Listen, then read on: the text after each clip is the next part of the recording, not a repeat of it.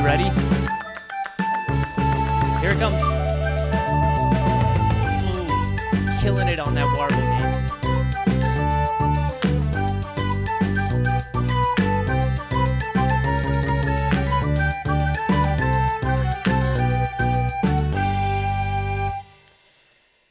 Good evening, everybody.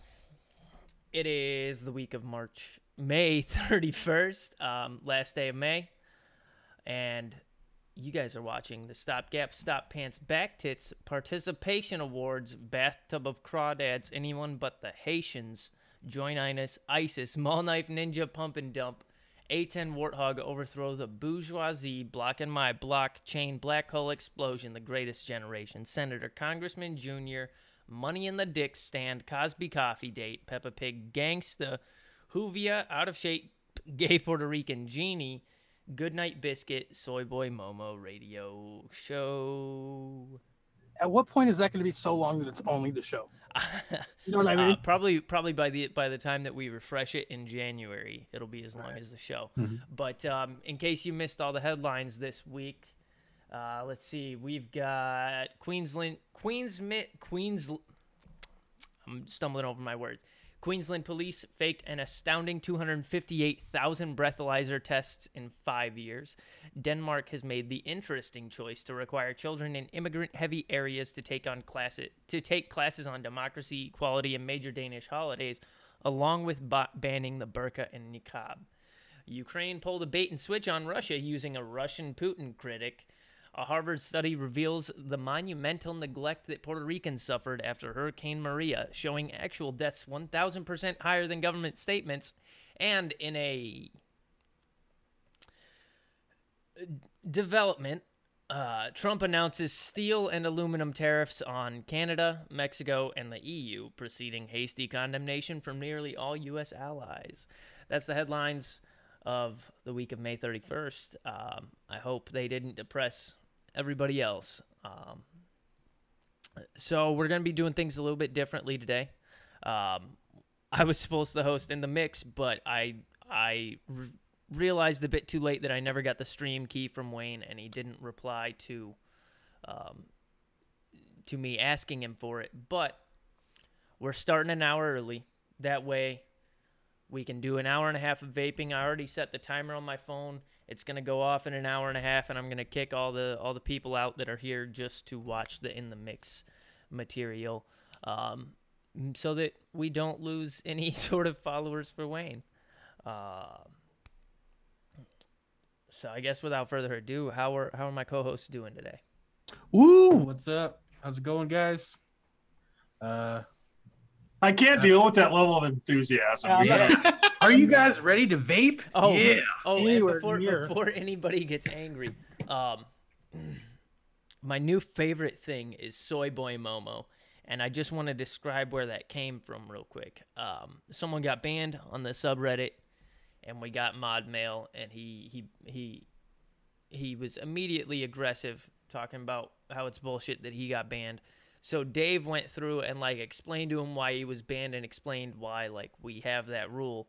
And the dude, I don't know, the dude flipped his shit and he said, "What a fucking Momo, you sound like the biggest soy boy beta."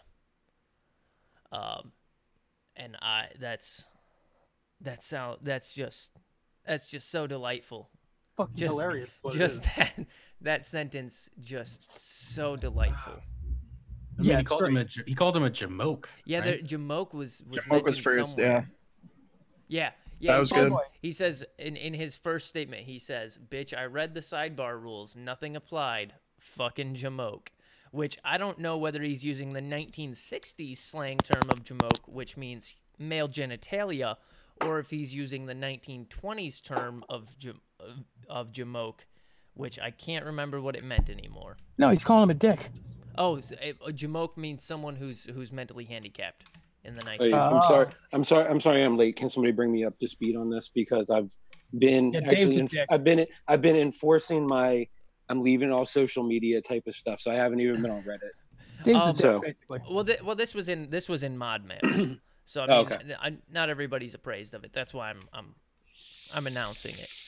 But a guy got banned for asking like where he could buy e-juice, like who he could buy e-juice from, and what in the DIY? Yeah, and I mean that's against the rules. And he comes in and he says, "Bitch, I read the sidebar rules. Nothing applied. Fucking jamoke." And Dave goes through and explains to him why he got banned for asking and why that rule is bannable. And the dude, he just comes back with, "What a fucking Momo. You sound like the biggest soy boy beta." And that's the most beautiful sentence I've ever seen. The best response of all time. It really put a smile on my face, actually, when I first heard it. So, soy boy Momo, I'm taking the first half, taking the second half, putting them together, because that is my new favorite insult. But this is Momo. Like, we can't take a name like that. Well, Momo looks like a little soy boy. Yeah, whatever. This whole soy boy, this new like soy boy thing is fucking annoying. I don't get it. Me neither. And no, there's not a soy boy Momo mix yet. But there should be. We mentioned that Dave's probably already working on a recipe called soy boy beta. Yeah, that's how Dave deals with his internal problems.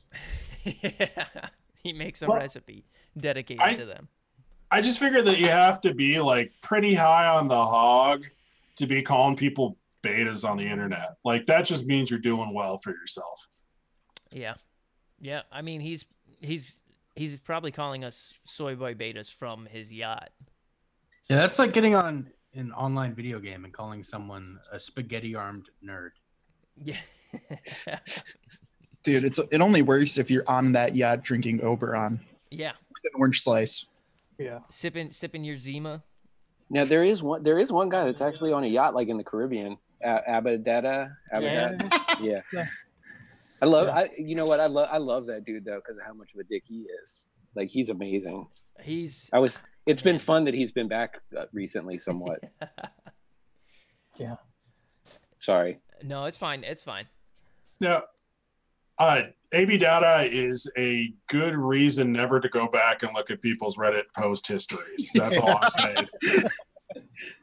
It's, never meet your heroes, boys. Yeah.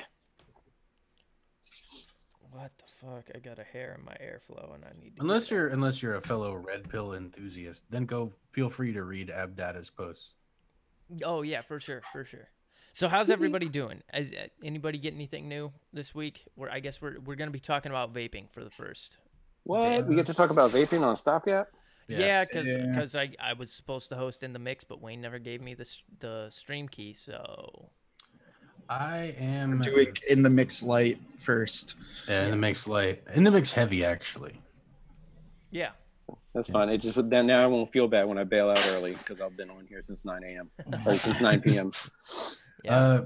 I'm vaping on the Karma with mint chocolate chip cookies and cream, and I got the Recoil with banana cornbread. Wait. Oh, please never say it like that again. He said, "Did you get anything new?" Not what are you vaping? Yeah. That's never allowed. What you vaping on, bro? I mean, we did it last week. No, we didn't. Yes, we did. Hey, I added all y'all to that cap group. Ugh. Before I left Facebook. That was for the B2K? Hell yeah. Yeah, for the B2K, and he's about to drop Karma caps, I think, next week. Never normal, right? Which one's fit the Tobino again? Was it the Never normal? Also, I added all of y'all to it. Awesome. The Tobino, is it the Narda? Bother checking Facebook. Tobino, the Tobino fits Narda caps, but then he's also doing a run of straight Tobino caps. Nice. Called like different design, but the Narda caps fit perfect. I can't imagine that I'll be allowed in that group for too long because my very first comment to anything on that group was a dude posting a picture of his battery doors and his RDA cap, and he's like, "What can I say? I got a thing for aqua," and it's all like aqua colored, and so I posted a link to Aqua Barbie Girl, and I was like, "A thing for aqua, you say?" Oh God. And there were no likes on that comment at all. Like none. No answer. Shit. Well, at least he has there's a website too. There's a link in there. If you're still in there, check it. Find the link to the website, and that way because now he's not doing so many. I think the last time I talked to him, he said he was trying to get away from doing like exclusive like group only drops. He's trying to have everything populate on the website. Dude, that website, that's the way to. I mean, that's honestly any real business, especially for something like that, for accessories or whatever. Like that's the way to do it instead of having some secret. Got to know the right handshake and people and the password to be able to even get on the list for something. No. Is it not one of the most efficient websites you've ever been on, though? Like, that website is one of my favorite websites ever to be on. It's so streamlined. Like, yeah, it's super easy. Yeah. Which reminds me, Dylan, if you're listening, I just got the Daytona from IM and Sunbox. It's a nice little Addy. I need some different caps for this. I don't see the B2K on here though. On the website. I think it was though, right? I mean, if they're out of stock most of the time, or if he's changing something up, he pulls them and re-releases whenever he does whatever the new version is, or refills. I'm pretty sure I saw the B2K and the GR1. No, I see the Haku, the Hussar, the Haku again. What's weird is that the main picture is all. It like on their landing page, it's a ton of Hadley caps, and I don't see the Hadley listed in their products either. That's where he started. Was the Hadley was like the first one, and then I believe those pictures that he had up. I haven't been on there in a minute. Those were like the V1s, where it was like a all one piece stubby cap. Okay. And then he was doing. I think he quit those ones because he's doing 510 caps now. Because originally he started doing all like one piece caps, and people were like, "Yo, I want to be able to match up drip tips and rings and shit." But yeah. So I believe there's supposed to be another. I think he's doing another. The thing with the Hadley though is now it's been out of production for so long. Like they haven't made Hadleys in almost 2 years now. So how many Hadley caps are you still selling at this point? Yeah, he knocks it off that page real quick if it's not something he's getting rid of. Yeah, but he's killing. Those products that he's making are as good as like Vixet used to be the. I mean, Vixet are still really nice caps, but they're so hard to get and they're expensive. So Dylan saw the opening in the market, the room in the market, and he took that space over, at least in the U.S. They're all priced the same. I love that. I love that. Mm-hmm. There's like if he does like black Altum or he has like some specialty material. Yeah, like those will be like $5 more or something like that. Right. But yeah, reasonably priced as fuck. Yeah, and it's a good selection, and most of them look pretty good. There's been a couple I'm like, I don't really care for the shape on this or whatever, but and I like it too because he was also doing some of these not lower end, but some of the more like mass market. Like he did a run for the Wasp Nano, and like Vixet wasn't going to do Wasp Nanos. Yeah. You know what I mean? So that's nice that you could dress up because the Wasp Nano was a really nice atomizer, but I hated the top. Like I was surprised at how well it vaped, especially at that price point, but I hated how it looked. Really, for me, it was the whistle. Fuck that whistle. Jesus Christ, dude. And the whistles are all you got to do is fucking chamfer the edges on your air hole or your slot or whatever, and then that's taken care of. But nobody does it. Dremel it. Oh, so you guys see the news with the Fun the Suit? They hit the goal. No, what happened? They finally got real companies to donate. So yeah, they hit the goal. It was like a 256 the last time I saw. Yeah, so Candy King donated like 65,000. They need to do something to get consumers to like them again. Yeah. What else? I think it was Naked did 50,000, something like that. I don't know. Good for them. You can't even hate on it. It's mutualism at its finest. It does good for them. It does good for us. It does good for the people who are in the suit. Let's check the highest donations. We got Candy King at 62,000, Naked at 50,000, Inokin at 20,000, some guy named Arsen Stepignon at 5,000, Demand Vape at 5,000, and then we go to a series of 5,000 donations.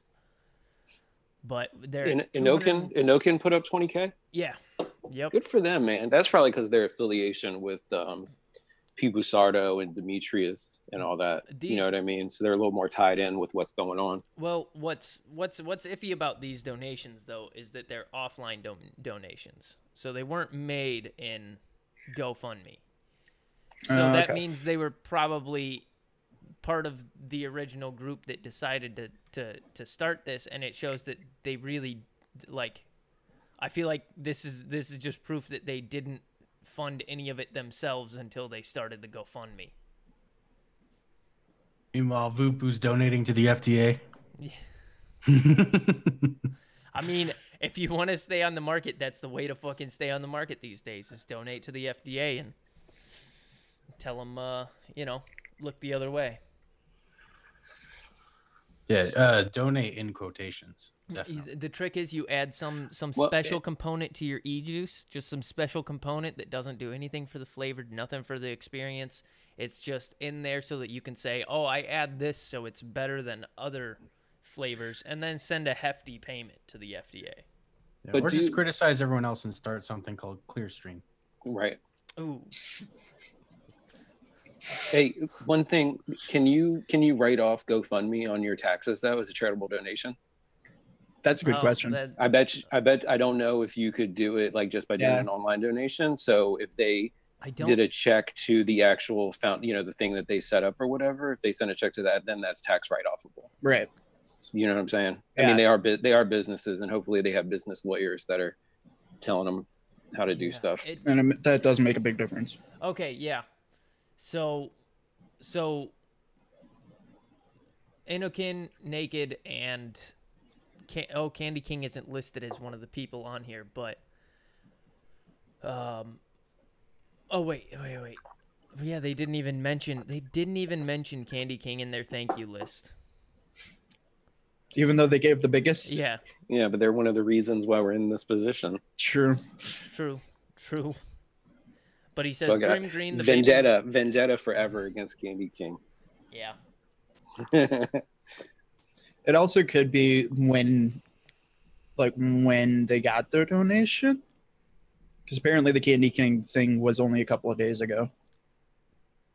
Yeah. Versus like Naked was a week ago. Yeah. So they think the Vaping Bogan, Right to Be Smoke Free, Huey, however you pronounce the Vietnamese last name, and Naked 100, Anakin, Dripmore, and so many others. And I don't mean that as like a...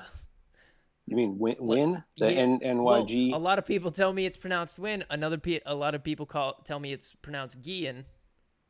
The N is just silent. I don't know, man. I've never... Every Vietnamese person I've known has always said it's Win. Yeah, same. Yeah, and I've always heard it as Win. I've never heard it. I eat a lot of pho. I go to a lot of pho houses. Okay, so it's Win. So I'm an expert. Okay, I'll consider you an expert for this case. But they think whole lot of Vietnamese coffee and noodle soup.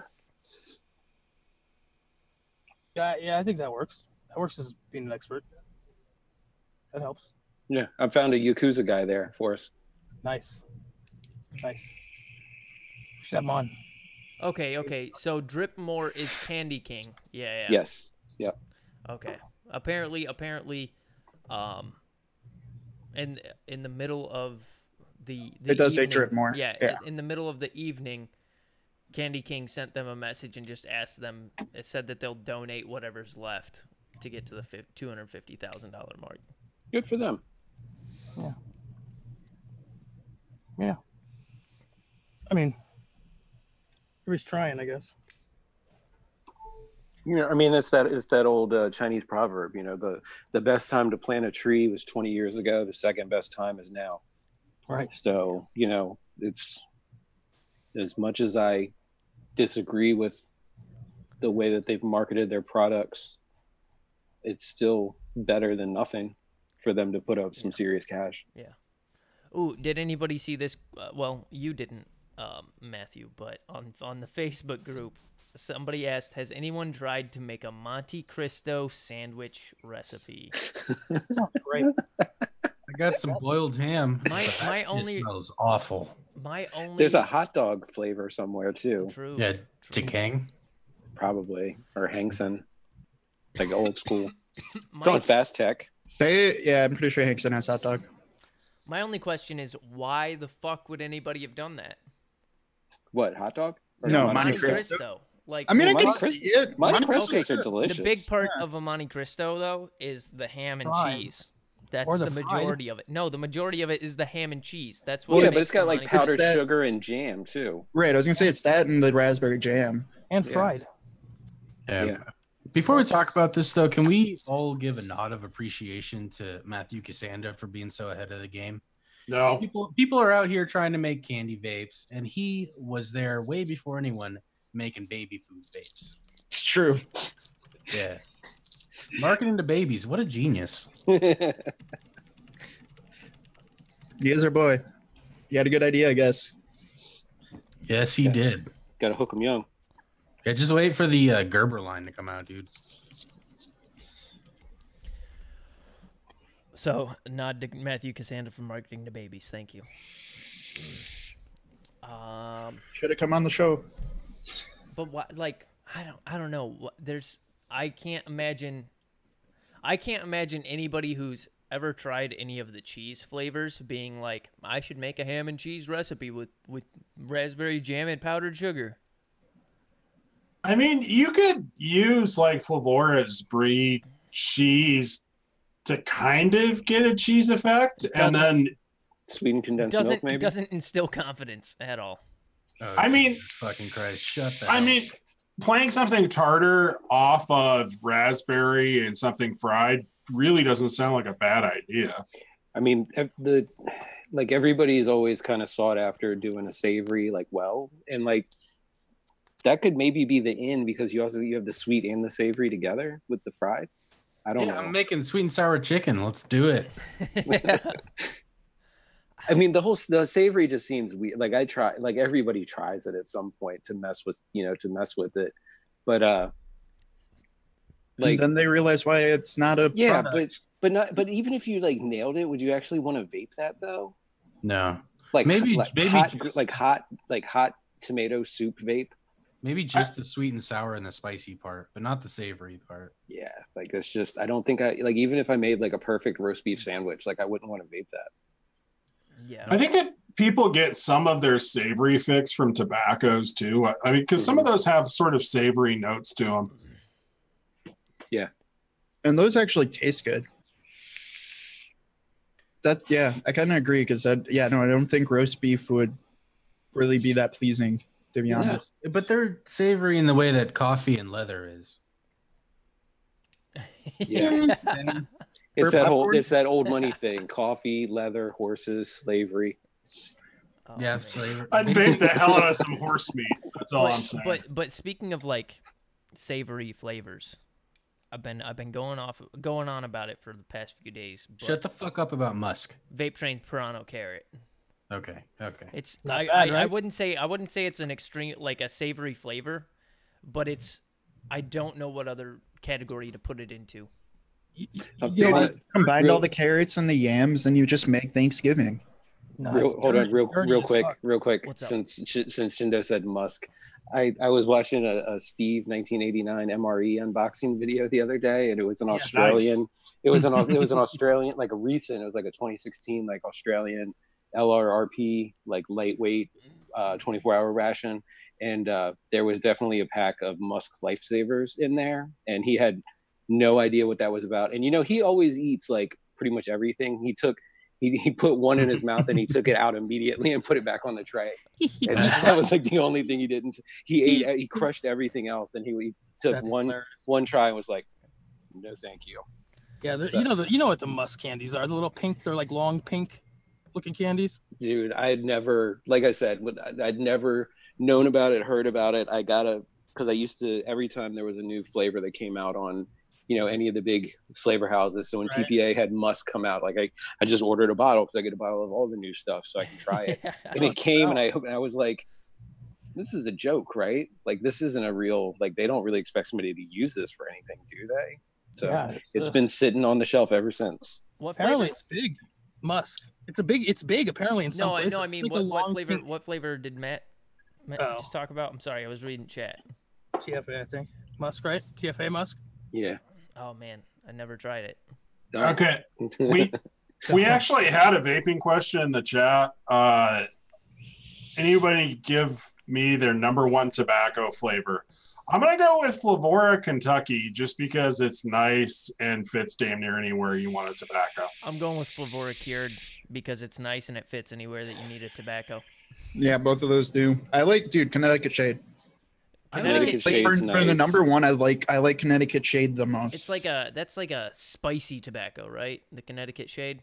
It's one of the more interesting, like vanilla kind of tobacco. Yeah, it's darker. It's got tastes some like coffee. It's got almost some coffee, almost some chocolate kind of notes. Like it's got a little bit more weirdness muddled in. I mean, you really can't go wrong with any of the flavor art tobaccos. Like all of them that I've tried have been there. I have been able to see, any of the Flavora tobaccos. I could see where you could use it, in a recipe. Flavors actually, vanilla root and mustard. I like it because it's so different than all the other tobaccos. I don't consider that a tobacco, man. I can't use it at 2.5 because it's like you can't really count like RY. You can't really count RY4 double or regular RY4 as a tobacco either. Like same like. What about Hankson's RY4 though? That's a little bit more. Tobacco. If it's not as much, but if you're only saying purebred tobaccos, I'd probably go with Inaware Black for Pipe or Flavora Native. That one's good. You know what? I'm gonna throw out an old weird one. TPA Mild Black, that black and mild flavor that they had. Okay. That was a neat. It's a neat flavor, but it's very like you can't do anything other than like a cigarello type of thing with it. But I made a Hennessy black and mild flavor with that one time using the cognac blend that TPA has. It's really kind of nice. Nice. Red Burley. I don't know if I prefer cured tobacco or red burley more. They're burley. Yeah. I used to really like Seven Leaves a lot too. Oh, Seven Leaves was really good. I got really. Oh, until Flavora came out with their tobaccos. Yeah. Go ahead. I was gonna say I got really burned out on Red Burley last year. It was in absolutely everything, and I didn't see a lot of recipes where people accounted for the fact that it's kind of nutty and kind of chocolatey. And so you'd see a lot of recipes that had Red Burley just thrown in and totally ignored the chocolatey notes, and that just killed me on it. Nah, dude, that's why you use that as like your body to go with Connecticut Shade. And just that's exactly why it's in my Black Forest recipe. Yeah, maybe I'll use Connecticut Shade in my 24 carats recipe that's coming out. That Black Forest is still legit, Shindo. I still vape that from time to time. Thanks, dude. I'm glad you like it. Is there a one shot of that? No. There should be. It's expensive as shit, man. Yeah. That's good stuff, though. Thank you. But before we got that question, I was gonna mention, for the past few days I've been on about Purano Carrot because Vape Train's Purano Carrot. I don't know what it is about that flavor, but it's like if you could make a it's almost a really accurate yam. Like an unseasoned, just plain cooked That's yam. Really good observation on that one. It is a really good observation. I see what you mean, actually, because Flavora yam for me is like potato milk. Yeah, whereas Purano Carrot, it's sweet. It's somehow fibrous, and it has like that. And it's orange. It has like that full like big ass carrot when you get to the thick part of the carrot where it gets real sweet. It's a very hard flavor to describe, except that it is extremely authentic. It's very on the fucking spot with a carrot flavor. All right, sounds like you could use them both to make the next greatest baby food. Maybe, yeah, but I'm going with 24 carats. It's gonna be a carrot RY4 because I think caramel would go really well with Purano Carrot. Yeah, because they make that. There's like that candied carrot dish that some people make. I know candied yams for sure. Yeah, it's like the same kind of thing. It's like brown sugar, and it doesn't have the marshmallows and stuff, but it's like a try the bakery spice with it. Bakery spice? Yeah, the bakery spice with it. I think that's in my list of do not tries because it I'm telling you. It smelled fucking. Try it with the carrot. Okay, maybe I will. You guys get anything new try anything new lately that you're intrigued by? That's piqued your interest, got you on the mixing binge again? Just some oddball flavors that I recently bought, like RF Baja Soda. Been using that at absurd percentages with stuff like blue raspberries. And Flavor West Rainbow Line gum. Just seeing how that fits in stuff with like Beetlejuice and stuff like that. Some of the more like candied Flavor West type flavors. Okay. I'm still just on a mint and Coolada kick. Yeah, and I have a new favorite watermelon actually. Wonder flavor sour watermelon. Is it like candy sour or is it like just nice? Yeah. There's a company called Flavor Labs, and they're candy flavoring. They're small operation. They have the worst website you'll ever see, but they make some really, really good candy fruit flavors, and they have a sour grape. I don't think anything can match how bad RTS Vape's website was. Yeah, and I'm kind of depressed because I found a really good donut flavor, but it's like TFA level potency with Flavora level pricing. Yeah, the Nick old fashioned donut. Yeah, that's not a good combination. No. No, Oh, not worth it. Oh, did you guys see that someone snatched up RTS Vapes' website? So it seems like someone bought the company out when they went out of business. It is now Nicotine Giant. And they kept the same website? Absolutely. Oh, that's amazing. Absolutely. I like the font. Horrifying. Nicotine Giant. Turnkey operation, man. I like the font. I like lightning still? I like the basic it looks like since 2011. It looks like their background was designed by was just they took those basic background effects from Microsoft Word and threw it back there. Yeah. Okay, so I'm not the only one that noticed that. Yeah, no. And then they overlaid a little bit of smoke on it. But they're probably saying your number one DIY e-juice supplier since 2011 because that's when RTS Vapes came around, I'm guessing. Yeah. And since they bought that, apparently they're considered. But yeah. Well, no, it's still because it's RTS Vapes, but it's now supplied by Nicotine Giant. Oh. I guess, according to their banner. That big button says Nicotine Giant. I know. It looks like a circular for an independent hardware store. Kind of, yeah. Like a geosite? No, dude, this is like your very first Photoshop website. This first sentence in the about the company is a doozy. Nicotine Giant is this website's name and is 100% owned by Nicotine Giant. The company operates strictly through the internet. We may be reached by clicking the create a ticket button. Please send only plain text email. Our system cannot handle HTML email at this time. Sounds like a step above Latin. Like they just plugged in whatever, right? Shit. Yeah, man. I love the miscellaneous charge, employee use only on their clearance section. It's just employee use only, miscellaneous charge. Our price, $988.56. Holy shit. What's going on there? I don't fucking know. I want to know what's going on. There's two miscellaneous charges. One is $218.65. That's how you launder money right there. There you go. But Nicotine Giant is the name of the website. And they're 100% owned by Nicotine Giant. Nicotine Giant. I wonder how many companies started vape websites. And dude, they have been they were unregulated, so they could just launder money. Oh, something's going on there. Okay, they also have if you go to quality control, they have an e-juice DIY training center. Literally, all it is a click through to fucking ECF forums. Awesome. That's quality work right there. Quality. It's something I've always associated with RTS Vapes. Is ECF still active? Apparently, it's owned by Nicotine. Yeah, it's owned by Nicotine. Don't ask me questions. I wonder if in the about me is if they say e-cigarette forums is this website's name and is 100% owned by Nicotine Giant.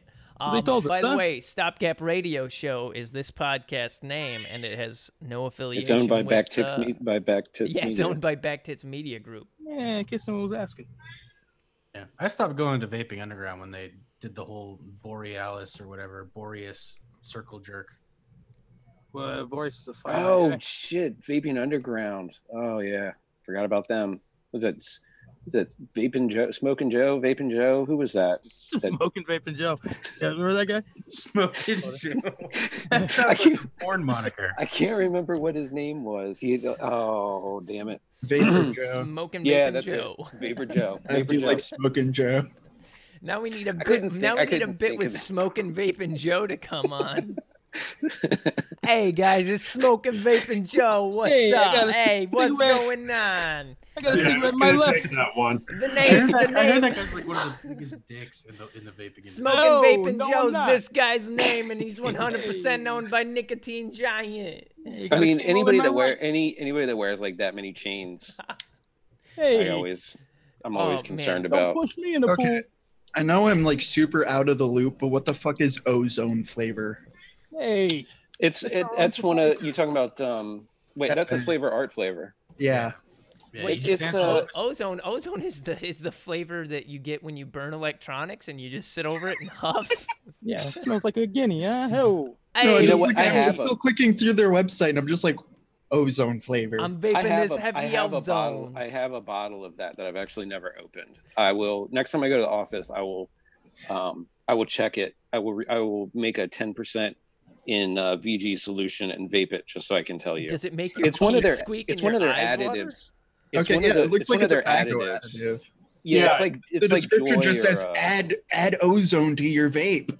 Yeah, So- it's part of that same collection as like Joy and Bitter Wizard and that.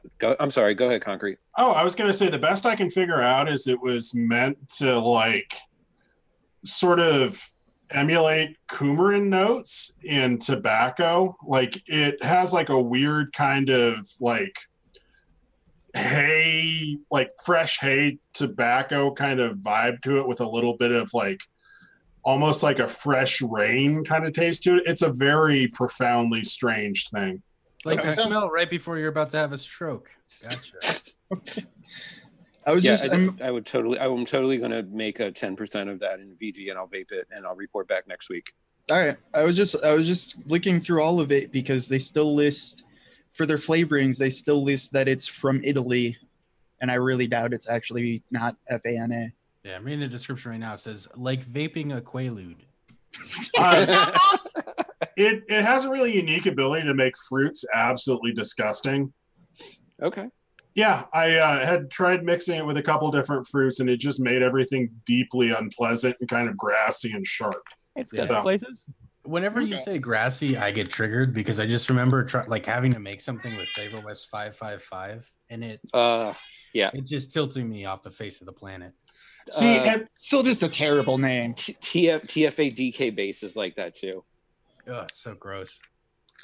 Flavor West actually has or had, I don't know if they still make it, but they actually had a coumarin pipe tobacco base. And That was really good. I have a bottle of it still. Okay, yeah, I think I do yeah, not. I think a lot of the Flavor West tobaccos have that kind of like weird grassy thing to it. Fuck no. I'm not downloading an No, EC. their coumarin pipe tobacco is actually really good. I spent a long time trying to make a candied coumarin thing. It had a lot of potential, but I just got frustrated with it. That's something I might need to go revisit one of these days. Yeah, I was trying to test ozone and then like trying to like desperately figure out what the fuck it was going to be. And I ended up on some super racist website about adding coumarin to tobacco. So that's my big memory of Flavor Art Ozone. Okay. That website wasn't being racist. It was just taking Ambien. The internet is such a weird place, man. Like it was some sort of conspiracy to like kill black people. I don't understand what the actual website was about, but it was horrifying and it was a GeoCities site. And that's all I remember about Flavor Art Ozone. Wait, how long ago is this? Are there still GeoCities sites? I thought they were all shut down. Well, it looked like a GeoCities site. Okay. It had that same basic like template to it, where you could still see the borders on the tables used for the text. They're all still on the Yahoo network, guys. Dude, did you see that list though about the top websites like Yahoo is like number 7 or something in the U.S., like the 7th most visited website. That's all old. That's all old people. No, still is. It's a new list. Yeah. Okay. No, it's because some browsers and also not just some browsers default to that as your homepage, but also they have this thing, right, where anyone who clicks one of those like install this now, blah blah blah, you get a Yahoo toolbar. You get a Yahoo toolbar and a Yahoo homepage. Yeah, that's all old people. Yeah, so it's purely from scamming people. Basically. Gotcha. Well, that they used to pay like people to have it too. Like they used to work out deals with like Dell and like computer. That would be the preload. Yeah, like computer manufacturers, stuff like that. Just be like, hey, set your shit to Yahoo. Okay. $9. Yeah. Did you find it? Is that the link to it? Yeah, I was wrong. It wasn't GeoCities. It was Tripod. Okay. Yeah. What is this? Oh. It's back when we used to use Hotbot as a search engine. Remember Ask Jeeves? Yeah, hey, right. What's up, everybody? It's Vaping Smoking Joe. How you doing tonight? Vaping Smoking's the business, Joe, and it's just a side gig till I get my feet on the ground. I hear we be talking about vaping underground tonight. Yeah, we are. Yeah, what we talking about? I'm so sorry. What have I done? I'm so sorry. We talking about that poser Vapor Joe? He's taking my business. Business. Oh god. So continue. What you smoking on? Oh, what am I smoking on? I'm smoking vaping on this here mix. It's a little bit of baby powder, a little bit of lavender. It's got some hints of denatured alcohol. You know how I likes it. But no, it's real good. It's real good. 11 out of 10 stars. Send me free shit. Still only drinking the Prohibition, right? Oh, absolutely. Prohibition, Natty Light, Natty Ice. Yeah. Whoa. No. Don't be drinking the Natty Light. The Prohibition's alcohol free. You're supposed to stay on the alcohol free stuff, Oh my god, he does remind me of J-Rock. From Trailer Park Boys. I don't know who J-Rock is. This is Vaping Smoking Joe. Smoking Vaping Joe. 100% owned by Nicotine Giant. Do you also make your own brand of vodka? Oh, I make delicious vodka, all right? So what you do is you get a toilet and you take the back half off of it. You plug that up. You toss some potatoes in there, right? And you stomp that shit down. Then you take some pieces of bread and toss that in there. My boy Johnny from Cell Block 16, he taught me that, right? And then what you do is you run that through a car radiator while the car's running. It gets all the alcohol out. You got yourself some premium vodka. This shit's so good it makes you go blind, dog.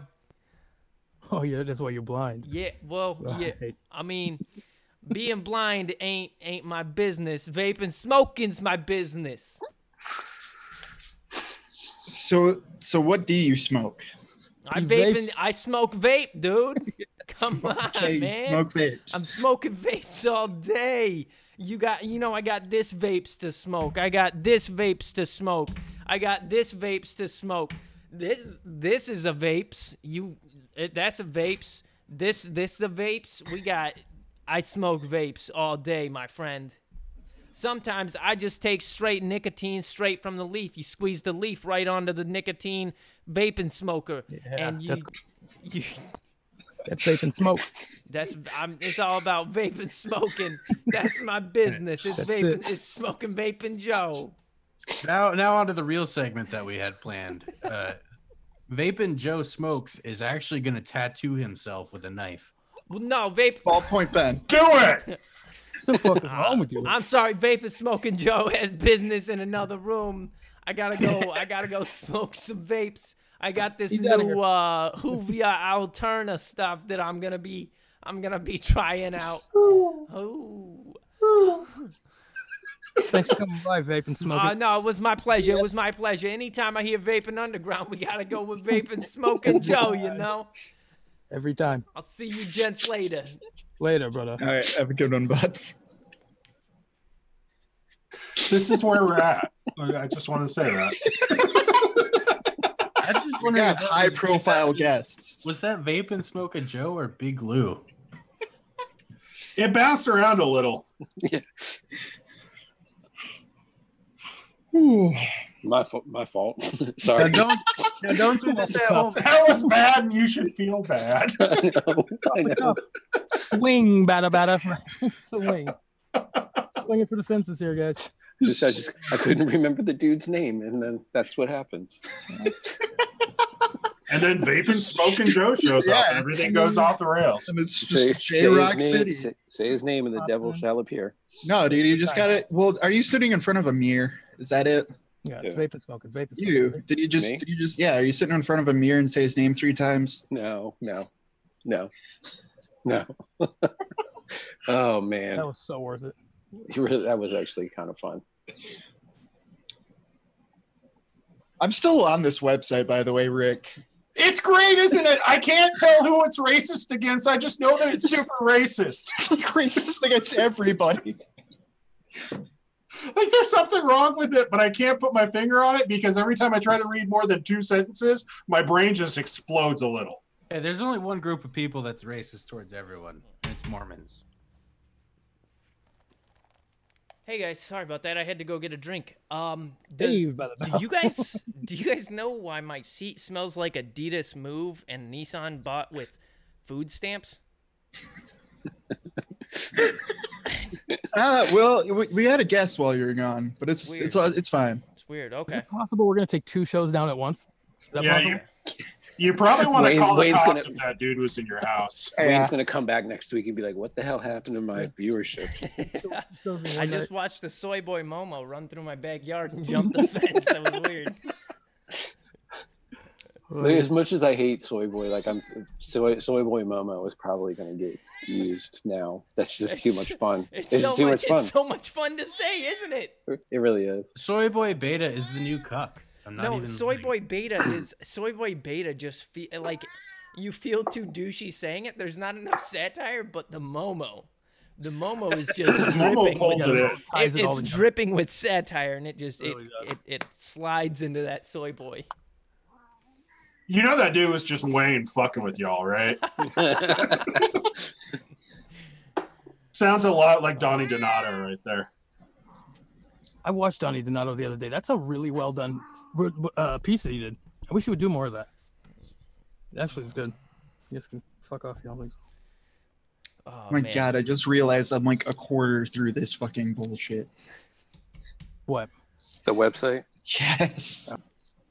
We need bookmark that shit and go back to it later. No, I'm trying to read through it so I never have to come back to this thing ever again. Website? Just tell me who it's racist against. Like, because I can't figure it out. I think mostly black people, but I think also everybody.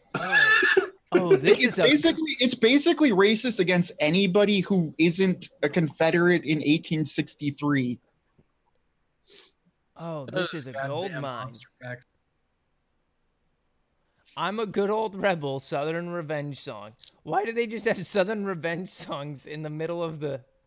Because apparently it's all a it's very anti-Northern Union, but you need to fully enforce. We need full enforcement of the law. You are requested to help by sending a letter requesting enforcement of the state law to Michigan Governor Jennifer Granholm. Is that the current governor? Here we go. Okay. Let's go ahead and read this song. Wait, I gotta make sure there's no N-bombs. There's a lot. I'm giving you a warning. There's no, not in the song. Not in the song. Oh, okay, we're good. No, also no. Actually, by the end, all of this is just some white dude in Michigan being a young Southern boy. Yeah. In Michigan. Yeah. Which is as north in the U.S. as you can go. No, there's a lot of them here. It's sad. Yeah, the Midwest is full of people flying rebel flags. You know what? There's a bunch in Pennsylvania too. That's like just so like not in Philly, but like you go out to like Harrisburg or out towards like Pittsburgh, and it's like you do know like this was Northern territory like the entire time, right? Yeah.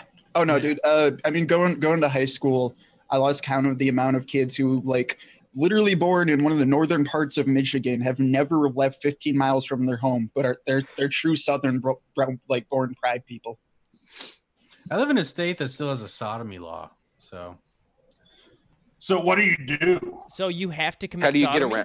How do you get around that? Is it like sodomy Saturdays? I don't think it's enforced, but just the fact that it's still there is kind of hilarious. It is, yeah, that's funny because it can't be enforced. You can't go whale fishing on Sundays in Lake Erie.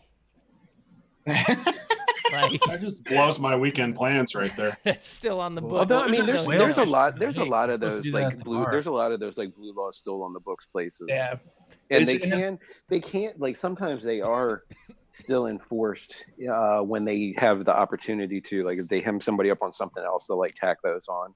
Well, I mean, if it's sodomy, there's a ton of isn't there a ton of that in the UMCJ still too though? I'm not sure. Okay, I would say, like, if it's sodomy, like, go ahead. There's literally a Supreme Court ruling stopping that. So if someone really tries to go after that, like, have fun being that police department, I guess. Yeah. See, I feel like those are only used in small towns when the sheriff wants to run somebody out of that town. Right. Okay, so I found John Rambo can't stay here. I control F'd the hard N-bomb, and there's only one hard N-bomb on this website. However, I did notice that the more nuanced. Oh my god, that wasn't even their homepage. The more nuanced N-bomb is stated 7 times, and that's, I'm not saying with the soft A. I'm saying the one that's the Spanish N-bomb. Dude, that was just a sub. Yeah. That was a subpage. There's like 100 of these. Like, I've seen a lot of fucked up shit on the internet, but this site has haunted me for a year at this point. In 2005, they had a monthly peak readership in minutes of 250 fucking thousand. Yo, yeah, dude, there's a lot of people out there like Here that. we go. For every the people in the day. Chat, there you go. That's every day we stray further from God's light. Hey, smoking vaping Joe don't know nothing about God's light. You don't even like the actual home site is Medico Legal. I need vaping. That's smoking official Joe as fuck. to meet Donnie Donato. Yeah. All right. Well, no, they've already met. Vaping Smoking Joe is Donnie Donato's. You funded him. Best customer. Yeah. You gave him the money. He always does vaping smoking. So. Well, it's a good investment. That was one of the things that I used when I worked in a vape shop, was the people that still call it smoking. Yeah. I'm smoking this. I'm smoking this. I need some more liquid to smoke, and I'm just like dying inside every time. I still call it smoke break simply because I don't want to explain myself. Yeah. Vape break. What the fuck you mean? Like murder. Just imagine getting triggered 3 times in one sentence. I'm steeping a premium liquid to smoke.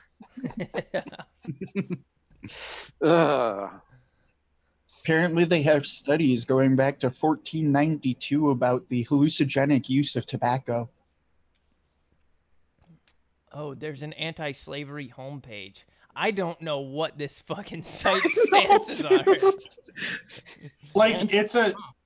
It's a super obscure joke, but you play RPGs, right? You ever hear of Call of Cthulhu, like that entire RPG series, right? Yeah.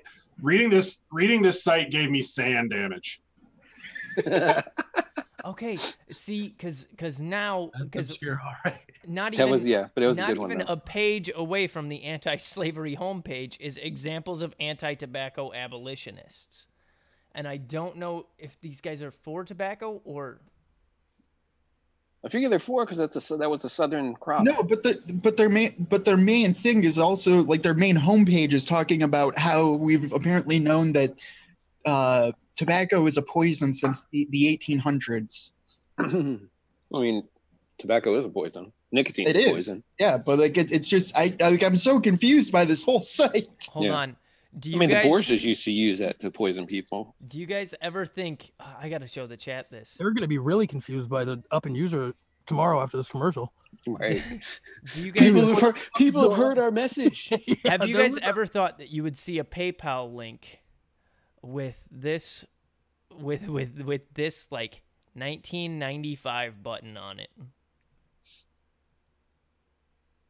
Dude. Tell me that isn't some old school web design. That fucking PayPal That is link. amazing. Can we get Candy King to donate to them?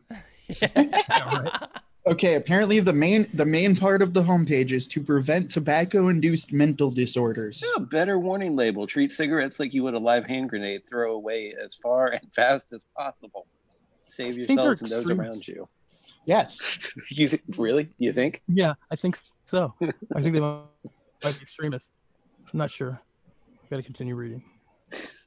Okay, so this guy is anti-cigarettes. This is how you get indoctrinated. This is how you end up with a suicide bomb strapped to you. This guy is spending time on this website. Yeah, no, this guy is apparently convinced that tobacco is a mental disorder, and I think that's his goal. I'm surprised there isn't a GeoPages URL like linked in this. Or what is it? No, it was GeoCities. What? How? I can't even remember. It was GeoCities back in the day. Yeah. Fucking hey, that is some blast from the past shit. Looking at this website. Remember the guy who sold his webpage by the pixel? Yeah. Yeah. It looks so ridiculous. Who is this person that joined us? I haven't seen her in weeks. How are you? I'm good. How are you? Ever since Graham told her to show her tits on air, dude. You know what? I was thinking about that. I was like, she hasn't been on there since then. I wonder if that's the reason. Well, if you would stop asking our female friends to show their tits on air, man. What am I supposed to ask her? To be fair, Graham's asked that for every one of us. Yeah, that's a good point. That's not a gender thing. But that's because we've all shown our tits on air. Of your tits, Kyle? Didn't you get a photo of your tits? No. No photos. Oh. I did. No, Kyle's yours is the prettiest. Well, I bribed Pretty Matthew. Yeah. He didn't get the full dick. He actually just got half the scrot. Was it actually your armpit or your elbow pit? No, armpits aren't that wrinkly. No, we need full areola. Don't assume my armpit. All right, that's where I get all my sun. I literally have a monitor tan, so you guys can fuck off. Okay. I found, I think, the best part of this website. The entire reason why. Yeah. No, dude, the entire reason why President Abraham Lincoln was assassinated. It's because John Wilkes Booth was a smoker and became insane because of it. Sounds reasonable. There, Alicia, that website. Yeah, I'm looking at it right now, and it looks like this dude is really into articles on slavery and tobacco. I want to know how many bumper stickers he has and how much window paint he has on his car.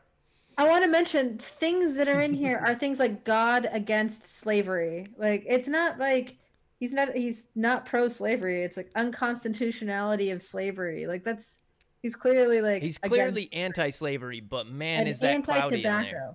Yeah, he's trying to combine his hobbies. And see, this is what I think about when I think about Flavor Arts Ozone. That is true. Okay, I can see why you haven't vaped it in a long time. There are just so many.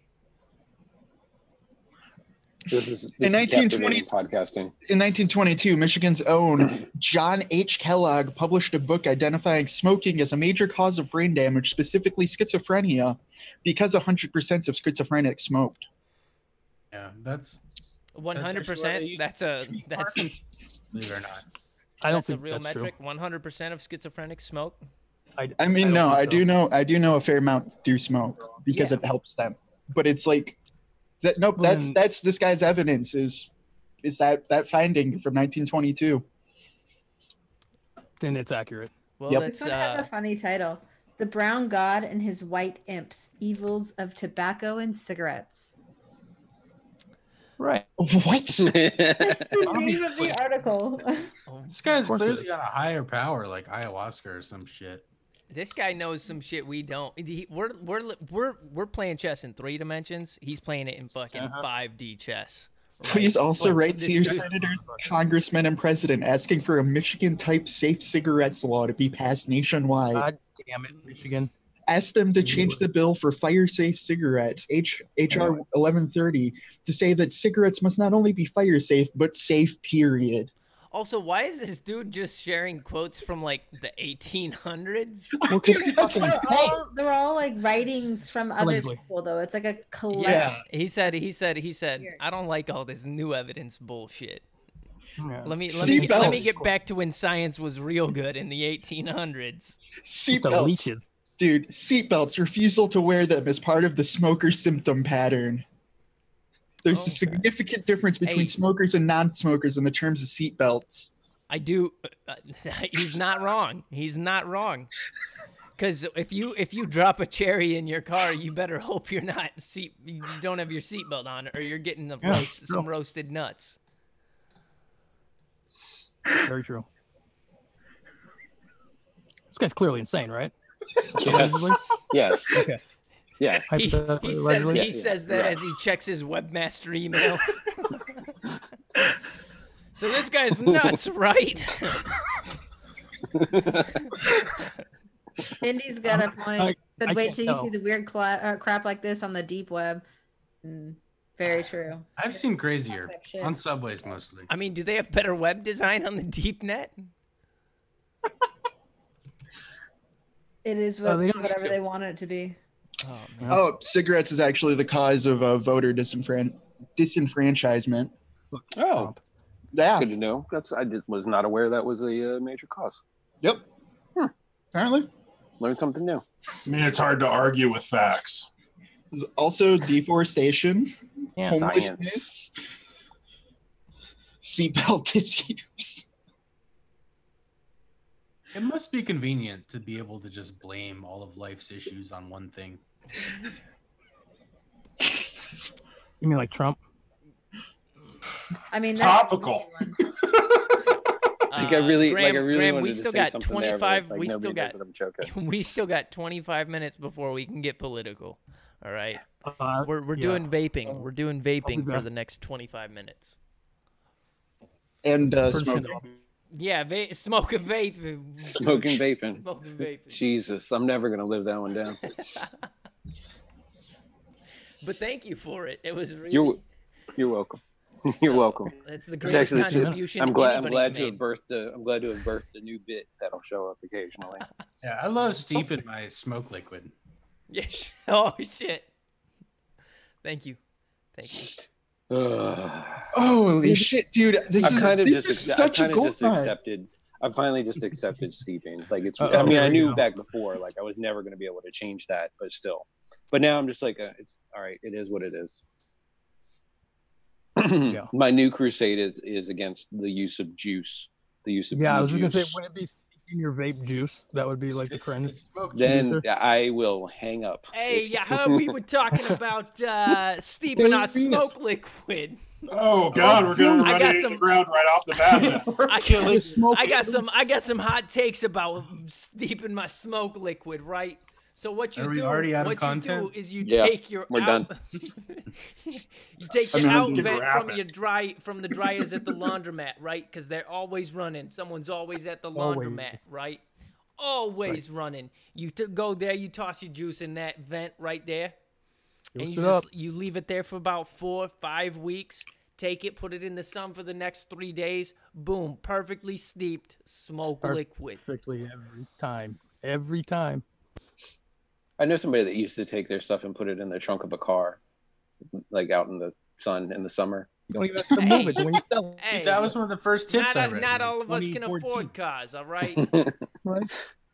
It's okay, dude, as long as you're not smoking, because apparently that causes AIDS as well. We are smoking. We're smoking the vape. What's wrong with you? Oh no. Yeah. Skittles, I'm sorry, No. dude. Why didn't you send me the site, Concrete? You know I'm just gonna eat this shit up. It's a great distraction for you. He's back. Yeah. Oh my god.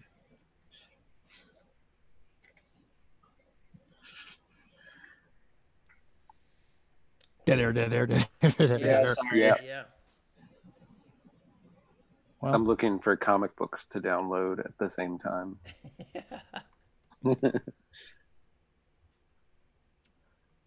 so where you been, Alicia? Around. Just I was around? in Vermont for a bit. I went to Vermont Campaign. that's why I missed last week. So yeah, I went brewery hopping. Went to the Ben and Jerry's ice cream factory. Did not do the tour because it was the weekend, and I was like, why the fuck would I do a tour when they don't have the ice cream making going? Like, that seems stupid. But you can take the tour through the flavor graveyard. Yeah, no, that So yeah, that's cool. There's a lot of flavors in there that they have. There are. Some of them are really good too. It's And also gorgeous up there. So it is beautiful out there. Like unfortunately, like for part of the time I was there, it was like overcast and drizzling. It felt like Seattle weather, to be honest. It was just like misting a lot. But at least it was, still warm and stuff. yeah, and I've never been to Vermont, but I was across the river from it. Whatever the big city is there. Like there's that little bay or whatever. I went to Burlington. Yeah, Vermont is gorgeous though. Like that, all like everywhere up there in the northern mountains are just gorgeous. Yeah, People are pretty cool too. Vermont, New Hampshire. Yeah, I had a lot of fun. It's a good time. Excellent. I bet. Yeah, there was we went to this one restaurant while I was up there, and like they have on the menu, like taking up half of the menu. It's like, oh, they do the chef's like special thing, and like where the chef will like make a bunch of food custom to your table, and like the woman was just trying to sell it so hard. She spent 6 minutes talking at our group. Like there was like 8 of us at the table, and like she spent literally a full 6 minutes straight just talking at us. Like she was not talking to us. There was no conversation. Like she was just talking at us, telling us the whole spiel. And at the end, when we asked her how much it was, she's like super reluctant to say anything. And then when she finally told us, she was like, "Oh, it's like $40 a person, but that's a lot cheaper than like other places, like in New York, where it could be $50 to like $120 a person." And we're like, okay, well, we know what we actually want to eat, so. But I found it. She does the no, we didn't do it. We knew exactly what we wanted to have, so got like a bunch of awesome stuff. The food is really good, but like it was just funny. They told me they've been there so many times, and every single time she does the 6-minute spiel and talks at them. I'm like, why don't you ever stop her? Yeah, just knock it right out at the beginning. Get that time back. Like, we've heard it, we know, we're fully aware, but we actually know what we want, so we're ready to order. Like, just do that. Like, then you don't have to sit there and be talked at for 6 minutes. Fair. You take her purpose. Plattsburgh. I was thinking of Plattsburgh. It's across the fucking lake from it. I just remember that place because I was only there once, and we got really fucking drunk, and I just jumped into Lake Champlain, and that's all I really remember of that whole area, other than how beautiful it was. Mm-hmm.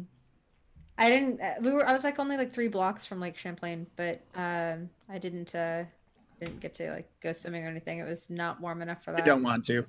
Yeah, I wasn't sure if I wanted to or not. But I mean, I only did it because I got bet money that I want to do it, basically. Oh, so you do remember more? Yeah, I just don't talk about. So Jerry, why you lie to us? I mean, it's most of it's. Let's talk about your relationship with your father, Jerry. Let's see. Let's it's a lot like yours. Comes. Okay, never mind. Let's not talk about it. Exactly. Talk about it. Moving on. Back to smoke and vaping. Juice. No, dude, Purano Carrot has me fucking inspired. It's nice to get that, especially after you've been mixing for a couple years. Because I hit a bad patch last year where I just wasn't, you know what I mean? Because I turned out a ton of flavors to get prepped for 8/8. And then after that wore off and we started putting stuff into production and everything, going into 2017, man, I was just kind of burnt out on it, and it wasn't exciting. It wasn't interesting anymore. I just got real bored with it. I started vaping vaping other people's liquids instead of making my own. And then like, actually, I think it was Flavora. Like Flavora got me back into like being excited about it again. Flavora's tobaccos definitely did that to me. Yeah, I mean, all their general, their mango's amazing. Yeah. You know, there was just all these like new interesting flavors, and especially with like how strong they were. Like it was almost like I had to relearn how to mix again. It's because after using Capella, TPA, Flavor West, Flavor Art for so long, to have something completely new, to work with, it was that was actually a lot of fun. It got me interested again, got me hyped up again. Yeah. And then Salt and Pods did it also. That's the most going into like 2018, the end of 2017, 2018. Salt got me really like interested in trying to make, because I love the Juul, and I buy tons of Juul pods, because it's convenient. But I was like, man, these flavors aren't that good. I mean, Cool Mint's nice, mango's nice, whatever. But I was like, man, it'd be nice if somebody made like really good salt flavors. And I was like, you know what? I can make some really good salt flavors. So that's really. So I know exactly what you mean. Like when you find something like that gets that interest going again. I noticed something when I was in the bathroom today. I was taking a leak, so it was like an epiphany moment. It wasn't something that I actually thought on. So it's not really a fully fleshed out idea. You sure you want to go here? I probably should have taken a dump. I should probably look into this. Well, I do that every time I poo. How do you think I coax it out? I say, come here. But no, I was thinking, and like after a while of mixing, you get tired of making good juices. Totally. You just get tired. Like because I was thinking about it, because I was thinking about this RY4, and I'm like, why the fuck am I trying to make a carrot-based RY4? And then I was like, I thought I could just throw out a fucking strawberry and cream after a few days of production. I could throw out a delicious banana pastry. I could throw out all these like marketable flavors, but then I realized like I don't want to do that anymore. You don't want to make good juice anymore. You want to make something that's fucking different. And I'm not sure when that point hits, and I think that's like the first rut you have as a mixer. You get you first get recognition, you get a lot of people following your recipes, a lot of people loving your recipes, and then like for some reason the passion just dies for these boring concepts. See, that's why you just skip making relatable stuff entirely and start out by making unpleasant juice. That's kind of been my thing. Yeah. So, but have you guys noticed that? Yeah, I mean, I can't think of when the last time I vaped strawberries and cream, or I vaped a donut, or I don't know, just like some of the regular profiles. Like I don't remember when the last time I reached for one of those was. So you haven't tried the perfection that is God milk? No, I have not. Good. You fucking piece of shit. No, distilled mediocrity. This goddamn soy boy Momo. I'm just saying, between the Black Forest Bacco and the Paradise Tea, like I don't need anything else. Yeah. Yeah, I mean, because all your co-hosts make amazing liquids. So. Are you digging that Paradise Tea? Yeah, it's good. It's good. It's quite good. It's surprising, like how good that lychee is in it. Mm-hmm. Ew. Oh. Nah, try it, man. I love lychee, like the fucking canned lychee or lychee candies and shit, but man, there are no good lychee flavors. You know what? Delosi's is not bad. I hate lychee with a passion, and Delosi's is actually not bad. I can actually use it. I don't know. Oh, sorry, I didn't mean to cut you off, dude. Go ahead. Oh, I was gonna say, after trying that Paradise Tea, I figured out I don't hate Flavor Express lychee with a passion, which was a big step for me. Okay, I might have to try out FE lychee again. I'm pretty sure I'm like that with a lot of FE I've ever tried, though. Like, I'll single flavor taste it and fucking hate it, and then I'll come back to it like a month later and find something that's actually usable out of it. I'll try it in that mix. That's a good starting point to see, like, it in something instead of just a single flavor test. Okay, what tea base are you using? I have to. It's a Flavora one. Red tea. I think I used black tea. Hold on. Yeah, you used black tea. Okay. How is the red tea? It's good. I like it's, it. I'll take the flavor notes from Concrete. Please. Yeah, go ahead. I was just No, saying I like it. I'm just fucking with No, you, it's cool. It's cool. It's cool. No, it's good. It's a little bit nutty. It doesn't quite jump out to me as a tea flavor, although I feel like all of the rooibos kind of notes are actually there. It's really solid. Rubius? Rubius. Oh, I'm sorry. It sounds like you're cutting out. Rooibos. Right. Oh my god, I want to name a dog that, so I can just yell Rubus. Come here. Rhombus tea. Rhombus I want to name a tea. kid that. Tastes a little angular for me. I like it a little bit more straight up and down. Oh, I'm laughing at geometry jokes. Something's really wrong. Oh my god. Yeah, your life has gone horribly wrong at this point, man. Welcome to the show. Obviously. Look at you sitting with us. Actually, you know what? I actually really look forward to doing this every week. What's worse, doing this or watching this? Ooh, I don't think I would watch it if I wasn't on it. Here's the real hard would you rather? Would you rather sell it. Would you rather host StopGap or would you rather watch StopGap? That's a good question. It's a rough one. Do I have to back up into anybody or forward into anything? I like those Yes. questions last week. I guess host. Wait, we can't do those yet. That one is difficult. I mean, it Yeah. won't. A lot of them won't ring true for Alicia, but It's got to be host. Well, she keeps her tits in. It's got to be host. Oh god damn it! Not all of those last week. I'd hate to watch this show. Yeah. Honestly, I would.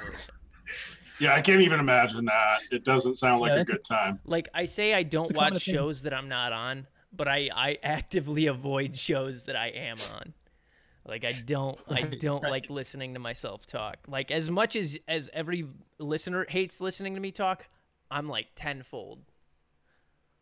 Oh, Yeah, wow. I'm always embarrassed. Like if my wife's like, "I'm gonna go watch the show from last week," I'm like, "Don't do that.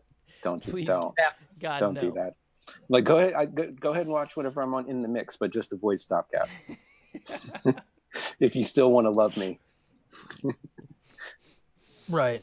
Oh man, you It's one of those. No, missed, this is- you I have missed people our that real go, "Why dark do you do moments. StopGap?" They say that to you. I've had somebody ask me why I do StopGap. She said, "Are you actually a woman? Why do you like StopGap?" That's Are you okay? Why are Is you it- on that show? The realest did show somebody on. Like, hurt what's that you? show even about? I'm like, it's a bunch of white people trying to fix the world. Show me on the There you door. go. Tagline. That's the tagline. But yeah, like the only other female that really enjoys StopGap is Jen Jarvis, and she's a fucking freak, man. Like Why is she not on this show too? I mean, come on, I don't know. Jarvis. We might You're in bring the her. chat. We might I know bring her you're in on there. for a week. Yeah. But like, That's I've never I mean, I've it never was met like someone online and been like, oh, she gets down as much as like Jen Jarvis. Like just the online persona aside from Flavor Pro Jen Jarvis, when you just get down to real Jen Jarvis, it's Right. it's like I mean, I think it was She's two. letting the other wonderful ladies Yeah. in the chat right now. oh my god, No, I I forgot. just remember a couple of weeks ago, like it was just a couple of us, and we opened up You forgot about Zoom. the other Jennifer, and you No forgot- one would come on, so I think that should explain the show. Okay, Wait, I can we forget- do a show one week where we bring in all the lovely ladies that are always in the chat? Oh, I mean, We I'm literally alright with put it. the Zoom link in the chat, and no one would click it except for one person in Julio. college Julio class. came on. Yeah, he came on for like 2 minutes to see if it was a real link in between his college Froze up class. because Nicaragua has horrible Wi-Fi. That's why. Oh, that was the week that I was gone, wasn't it? Yeah. Okay. Yeah. Okay. think it was I better white apologize, Jennifer Winstead and Sin. There's a whopping 3 women that enjoy StopGap. And look at those three. Wow, I don't Graham. count. Look at them. Wow, man. Jesus What the Christ. fuck? They're my favorite three. Does she That's know what where I you meant. live? I don't know. Does she know where you live? I don't think so. I think Who? Jen. Okay, you're I safe. think Jen might. I'm pretty sure I gave her my address. Yeah, for the E-Juice, for the EJM one shots from Wizard Labs. She has my address. Did I ever send you the stickers and iron-ons? Probably not. No. Because you never sent me the address. Probably a good. Yeah, you got yours. I got mine. They're on my clipboard at work. Oh, nice. I have mine on my microphone. I have to make more of the iron-ons. I'm all out. I'll tattoo them on my chest next week using a hot knife. Yes, that's branding then. Yep. Nope. I'm going to dip it in ink while it's hot and then stab myself a lot of times. Now, is that you talking or your guest? Okay. What guest? I don't know what you guys are talking about. Okay. I just want a clarification, I guess. I'm imagining things. It's okay. I've had too much tobacco today. Wait, yeah, I was going to say, is Skittles schizophrenic now because he's had too much tobacco? 100% of schizophrenic smoke, apparently. Okay. That's a good point. Clearly. What happened to that other rapper dude? What other rapper dude? Smoking Vaping Joe? A Blueface? Lil Kevin. Lil Kevin. Yeah, Blueface bleed him. Soy Boy Momo is my rap name. Oh, man. You're still kicking my ass after what Graham said? Come on. Both. Listen, I know her. You know Sin? I know it's okay. Oh, I'm not even looking at Sin. Yeah. What do you Sin is?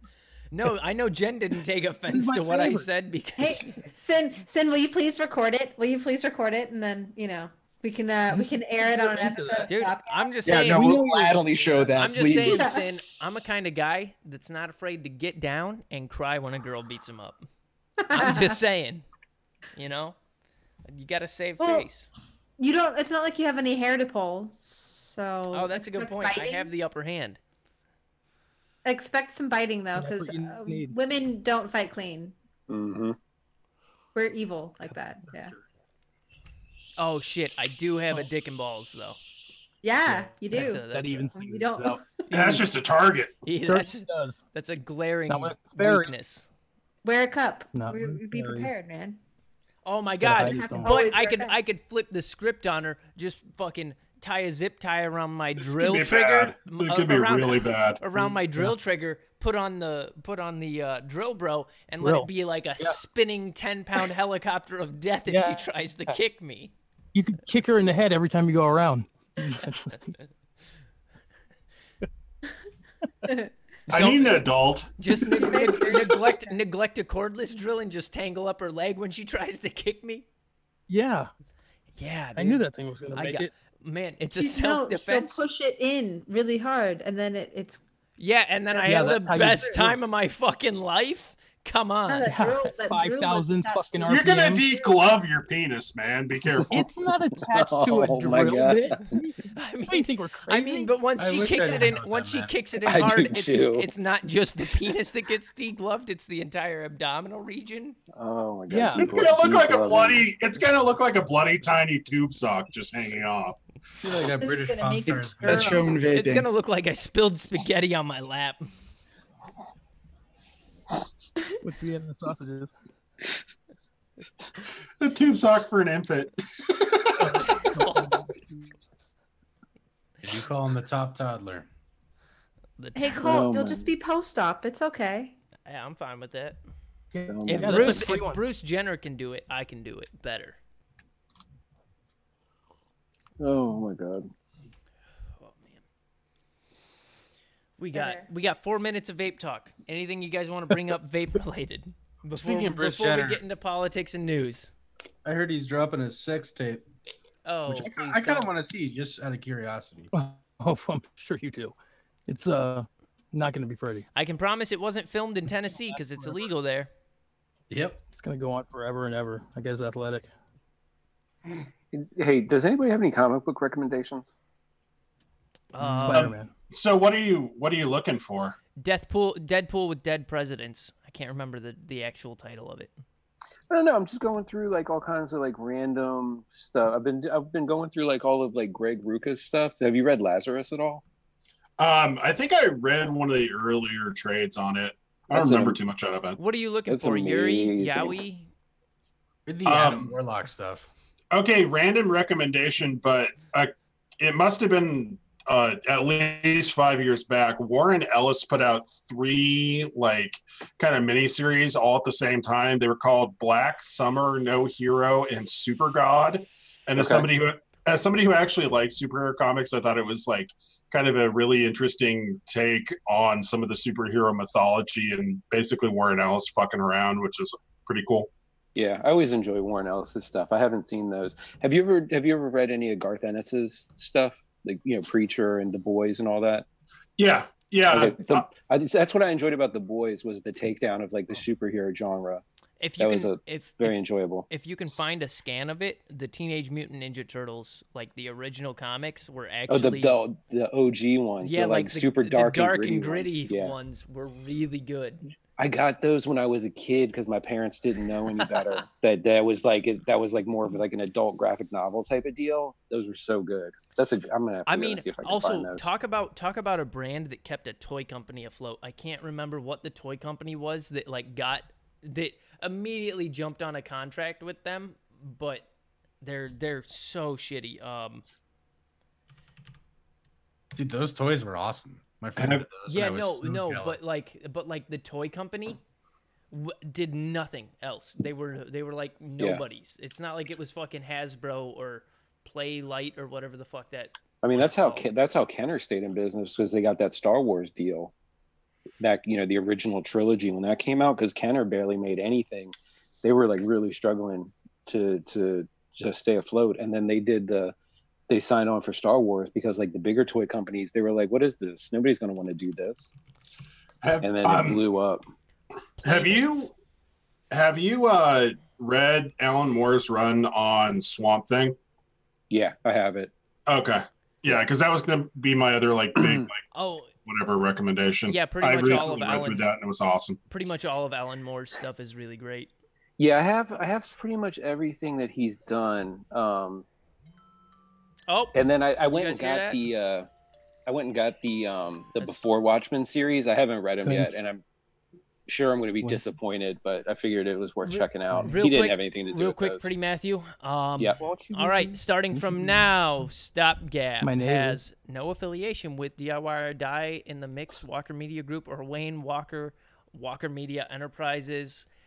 In any way, shape, or form, the views and opinions expressed on this show do not reflect that of Mr. Wayne Walker or Walker Media Group in any way, shape, or form.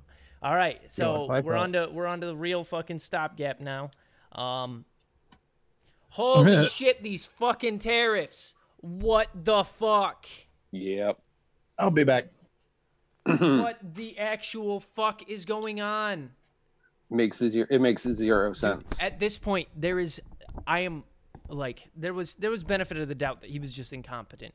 Now, he's not incompetent because his job isn't being the U.S. president. His job is to undermine everything the U.S. has established up until the point that he became a president. He is. I have no doubt in my fucking mind that he is an agent of a foreign state at this point.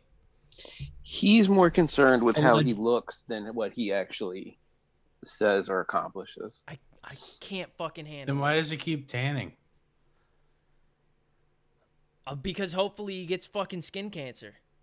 And not just that, but like it was earlier this week or the end of last week where he said black people have been voting Democrat for 100 years. It's like, the fuck? Well, black people haven't had to vote for 100 years. When was the switch? Was it FDR was the switch between Democrat and Republican?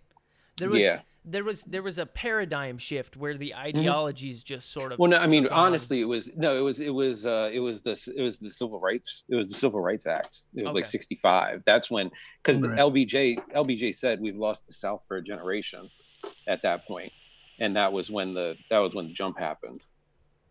So I don't know. Right. It's just like the amount of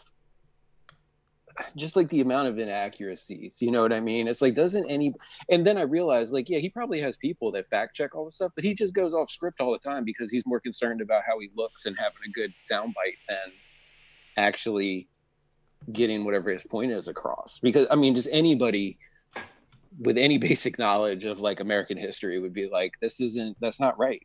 That's not how. He's getting a laugh. He likes getting a laugh. That's why he calls him Crying Chuck, the whole Pocahontas thing. Yeah. Oh my God, he's like if I became president. Yeah. I honestly think he just really wants to be in the news every damn day. I mean, like with the whole Roseanne thing happening, he tweeted complaining that he wasn't getting an apology from fucking ABC or whatever.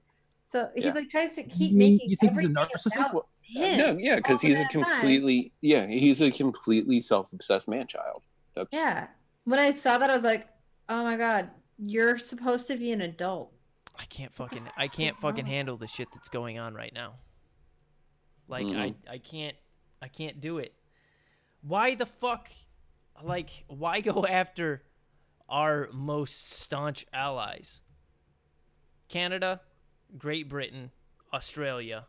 Like, I'm just waiting for the Australian tariffs to come in at this point. He's not cool with the UK anymore because they said they didn't want him to come visit, right?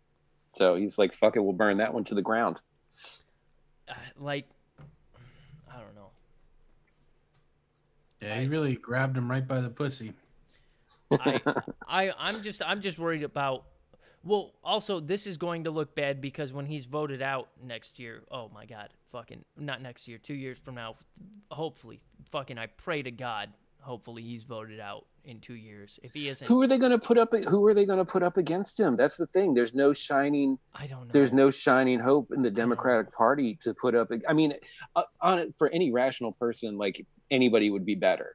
But who do they have to put up that will get the swing voters that could go either way, or the people that normally wouldn't come out to vote? Because this isn't going to be like an Obama thing where everybody's going to come out and vote for it. This is going to be like the last one where it was Hillary and Trump, and you only get like the actual like party line people that come out to vote for it. So they need to have somebody to generate enough interest to get these people out to vote. I fucking pray to God. But then again, maybe it won't be so bad. Because not because I have faith that it won't be so bad, but just because I want him to be held responsible for the repercussions that his term in office has done, and it won't we won't see companies going out of business and companies and people losing jobs and shit from these tariffs until 3 or 4 years down the line. And if a Democrat wins the White House in the next election, it's going to happen during their term that these companies go out of business because of these tariffs. There's no question of if. I mean, judging from his approval rating right now, it's going to be a massive backlash when voting terms come around. What do you mean? There's no way he wins the White House again. I'll bet you any amount of money he does. All right. People are lazy, dude. You got to look at people and no problem. And honestly, you guys, I'm gonna wait till midterm for that bet because that bet's entirely gonna be made off on midterm. It's not though. Yeah. Just watch what happens. I mean, if you go back, like you can almost always tell who's gonna win based off of last midterms. Like there's been a lot of statistics done off of that. Not with this guy.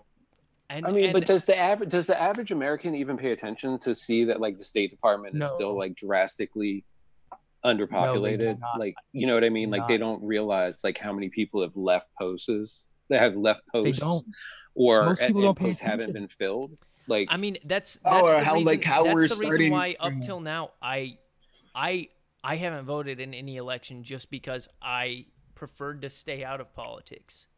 That's fair. But you can't do that. I can't do that now. I no longer have that fucking privilege to stay out of like knowing about politics, because everything that's been happening with this latest administration, George Bush, 2004. It's so George Bush. I mean, George Bush actually still had respect for him, though. The thing was, George Bush had humility. He tried to impose tariffs as well, but I'm just saying he almost immediately revoked them when he saw what the backlash was to those tariffs. I'm with you on George Bush, dude. I'm just saying the country was the same way, where they were so anti-Bush, and he won because just watch what happens. Well, people don't pay attention. He won because it was wartime. You don't change president, and you don't change the president at the start of wartime. But at the same time, right now we're trying to start wars with everyone else, and the thing that's been pissing me off the most lately is the fact that he got rid of all of like cybersecurity. Like he just got rid of the head of cybersecurity while trying to start wars with everybody. That's because he's a fucking agent of a foreign power. All right, he knows that Russia has a cyber warfare. So does North Korea. So does Iran. Yes, all of our enemies have been pumping money into cyber warfare for the past decade, and he knows that because he's fucking on the line with them. I swear to God. But allegedly, we got. It looks like we're gonna have a runoff in the party for two of my personas, Zabarin and Smoking Vaping Joe. Smoking Vaping Joe are gonna be running for office in 2020. I would vote for the Baron because that old money vibe just reassures me. Yeah, Smoking Vaping sounds better. Smoking Vaping Prez. I'm gonna go with whichever one can form a sentence. I gotta get some more Vote Megatron campaign signs made up to put in front of my house this year or next year. I like that idea. That's what it's gonna take. Vote for the great. Why vote for the lesser of two evils? Vote Voldemort. And 2020. This entire fucking presidency has just been a perfect storm because the House and the Senate both went Republican at the same time that we got this fucking soy boy Momo in the office.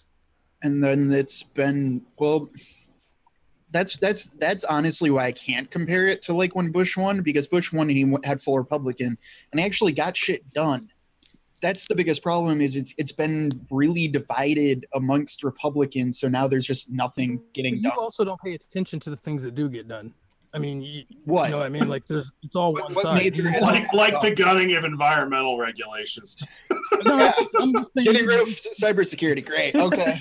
Getting rid of cybersecurity, the gutting of environmental regulations, the massive tariffs that are placed on our strongest allies. And like, the strongest, I mean, literally in the strongest economies. What has gotten passed, really? He shot down sanctions against Russia and then imposed tariffs on our NATO allies. I don't know how that doesn't throw up fucking red flags for everybody in the fucking government. I like the power move where he canceled the meeting with North Korea just so he could be the first to cancel. Hey, one of the things that mark my words. One of the things that Trump accomplished was basically making ICE into its own super scary fiefdom operating outside law. So that was pretty cool. Yeah, and nobody pays attention. I'll be right back. I need a drink for this conversation. And that's what I was doing. And the problem is that it's not like his base is going to wake up. They're so convinced about the fucking deep state bullshit that has been getting pushed on them by the alt-right that any repercussions that happen during Trump's presidency isn't because it's bad for the country. It's because everybody else in the world is out to get them. I just assume that every single ICE agent looks like Michael Chiklis in The Shield. But instead they look like Michael Dickless on The View. I mean, whenever someone mentions that show, I just remember the guy forcing the cop to blow him. I just remember CCH Pounder saying Dutch over and over again. I was like, this isn't HBO. What the hell? That was like, there was a ton of hype around it because that was like one of the first like grittier cable only TV shows when it came out. You know what I mean? And now there's like a ton. There's like a ton of those now. They went for the like kind of vibe.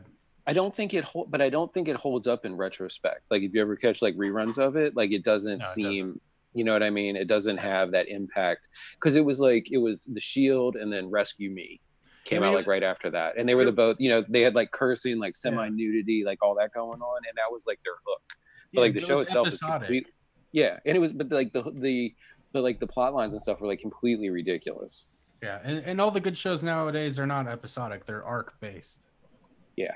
Yeah. Although I do kind of miss like 26 episode seasons. It's like everything's like 10 episodes now, and I'm like, I gotta wait a year. You know what holds up though is The Wire. I still go back and watch that every year. Yeah. Well, I mean, Baltimore never changes.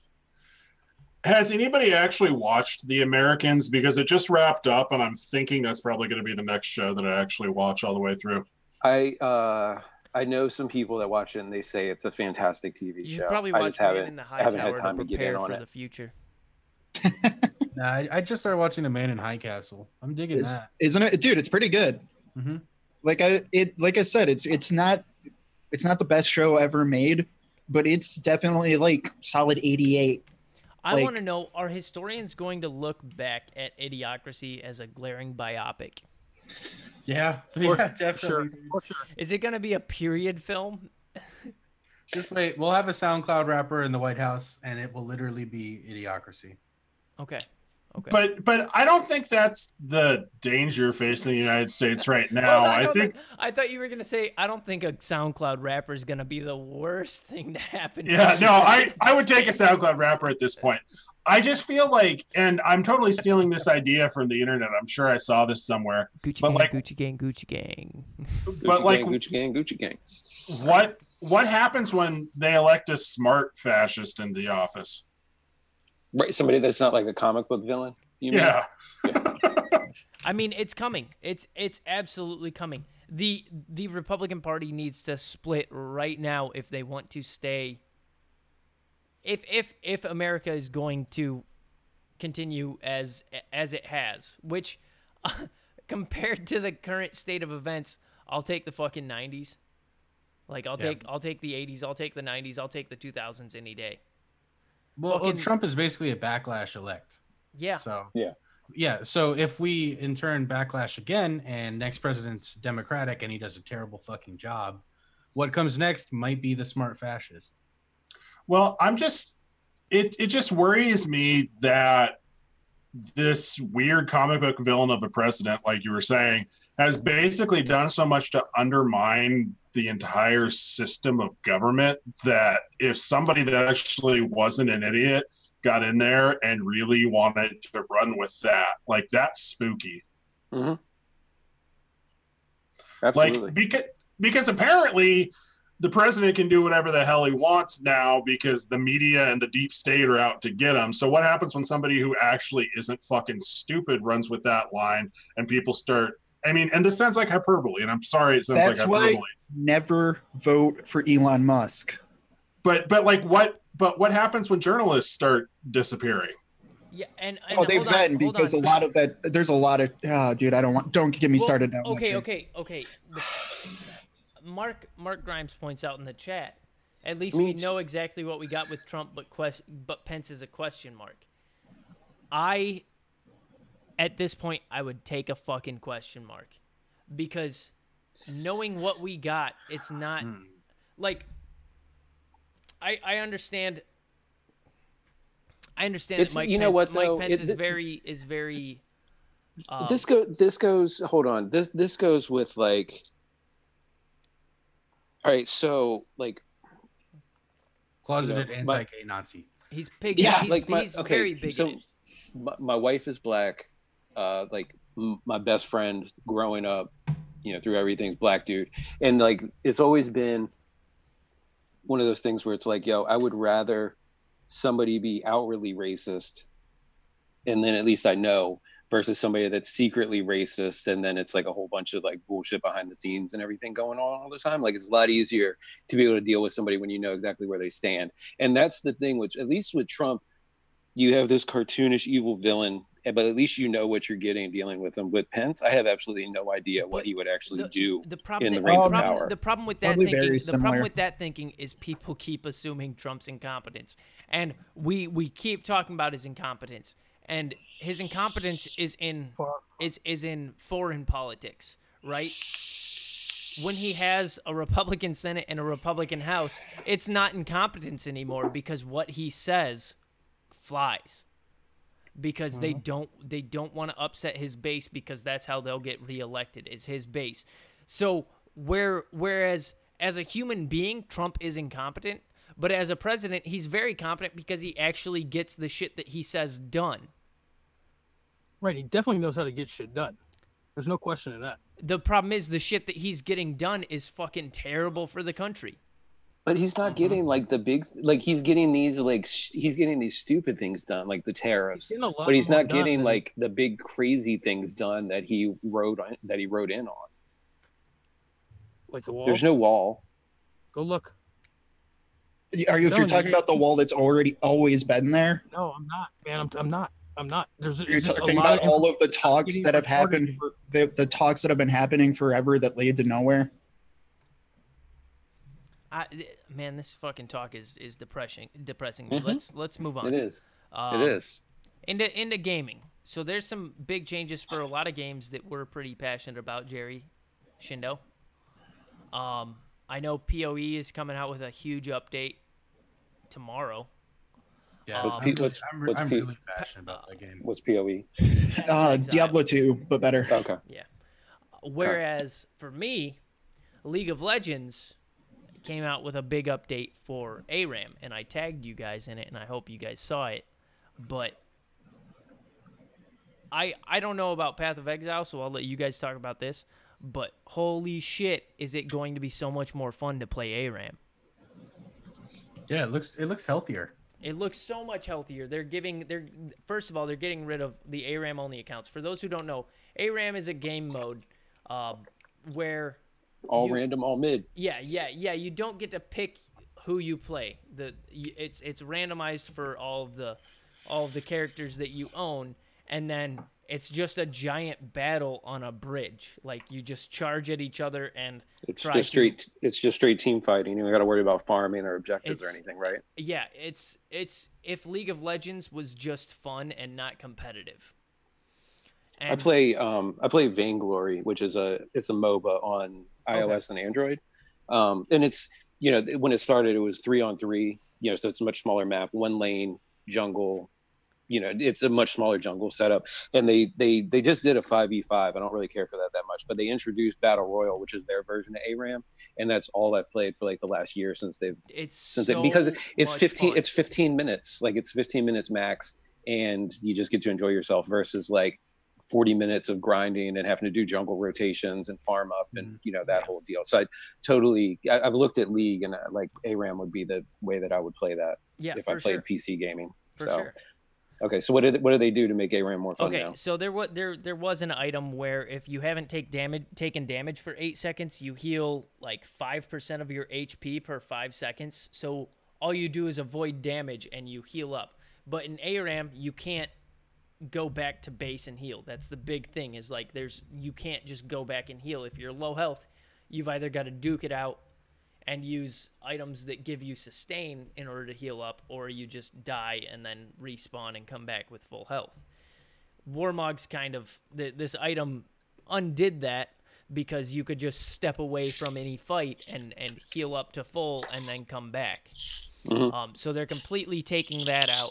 They're making the little health relics that would spawn so that you can heal like 10% of your HP by picking up one of these relics that spawn every like 90 seconds. They're changing it so that it's a team-based heal, and that it doesn't depend on which team got it. So if you pick up a relic and your team's like running away already, you'll get pushed off of that, and the team that's pushing you off of that will get that health relic. Or if you're team fighting around them, it'll heal everybody in the team fight. And they're just making a lot of healthy changes, along with the free champion rotation is 10 champions per week that are free to play. Like, you don't have to use your in-game currency to buy them. Everything in League is you can buy with in-game currency besides cosmetic shit. But they're changing it so that with ARAM, you get the past 2 weeks along with this week. So you have 30 champions, because there are accounts that came out that tried to make that treated ARAM as competitive because they don't like losing. So they would only buy champions that were good in the game mode. Mm-hmm. So now all of a sudden there's 30 new champions that are added into their rotation. So they Yeah. don't have. So if there were like 20 champions that were top at ARAM, they just had those 20. Yeah. So now they would have- always end up with a good one. But now they have an additional 30 randoms. So they might get somebody that's not as. Yeah. They're making Gotcha. They're making it a much. It's nice to see some love given to the game mode that like people that How long does a ARAM match go for normally? generally about 20, 25 So it's like- minutes. So it's like half the time of a regular match. Yeah, absolutely. Yeah. Absolutely. That's the reason that I play the Battle Royal version, just because I don't feel like devoting 45 minutes to a game. Mhm. You know what I mean? I just want to be able to run battle a little bit, have some fun, and then dip out. And I you mean, know? it's nice to see them give some love to a game mode that isn't their 5v5, which is their competitive game mode, because Mhm. they got rid of a game mode that, I mean, there was a core fan base, but it was very, very weak. A game mode that was like an objective style game mode where you capture points. They completely got rid of that, and then they just haven't done any sort of balancing for their 3v3 game mode ever since, competitive gaming came out, or their competitive scene started growing. But it's nice to see them actually showing attention to a game mode that isn't their moneymaker. It's just for people who enjoy the game. Because I enjoy the game, and I've in the 8 years that I've been playing League of Legends, I've spent probably $2,500 on the game just for skins, for buying skins for other people, stuff like that. Just because it's, I mean, $2,500 over 8 years is, I mean, it's like $300 a year, but that's like $15 a month, or $20 a month.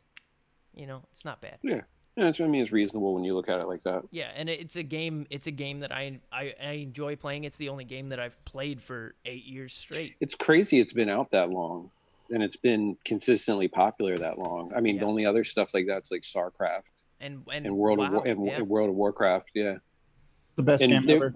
And then there's their Final Fantasy Online. Is that still going? They still have servers up for that because that's been around for a long time Ooh, too. I think Final Fantasy 11. I Yeah, I think it's so. I believe it's still up, but Final Fantasy 14 has been taking. People have been migrating there lately. Yeah. No, I think they took down the Final Fantasy 11 servers. Yeah, and now there's a private server. So if people still want to play it. Oh, kind of like the vanilla WoW servers. Yeah, Or exactly. like runes. Like there's still people playing RuneScape nowadays. Yeah, I don't get that. I don't get that at all. I mean, I mean, get I that still it was I have a a good su- game like when I it still have was I still free. have a Super Nintendo hooked up to the TV. So I mean, Well, the you thing know? with RuneScape was that it was free. It was a browser-based MMO. That was a great idea. But now it's like a 15. It's a WoW-based charge to play a browser-based MMO. mm, Mm-hmm. And so I don't understand the people that still play RuneScape. I mean, it's just for StarCraft and WoW and League. Like it's just impressive to have that long of a lifespan in gaming because nothing else sticks around that long. You know what I mean? That people play regularly. Yeah, and I mean, You know? people keep talking about how things are going to dethrone it from from Twitch or from the competitive circuit, and they'll make it like the lesser watched competitive game. But Dota 2, there's not much shit going on with Dota 2. Overwatch was supposed to remove it from gaming, and Overwatch got overshadowed by PUBG. Now PUBG got overshadowed by Fortnite, and eventually another game's going to come out that's flavor of the month, and it's going to dethrone Fortnite from the top of Twitch. But League of Legends is still going to sit in that second position, maybe move up to first at times. What was the one that Blizzard tried to do? What was the Heroes of the Storm? Was that their MOBA? Yeah, HOTS. Yeah. Here's the thing, though, is every game that does free to play with a very pay to play quality to it, and then the only thing that you could buy from the cash shop are skins. That's a very successful model. That's what Fortnite does. That's what League of Legends does. Yeah. That's what CS:GO does. That is how you make a game in 2018.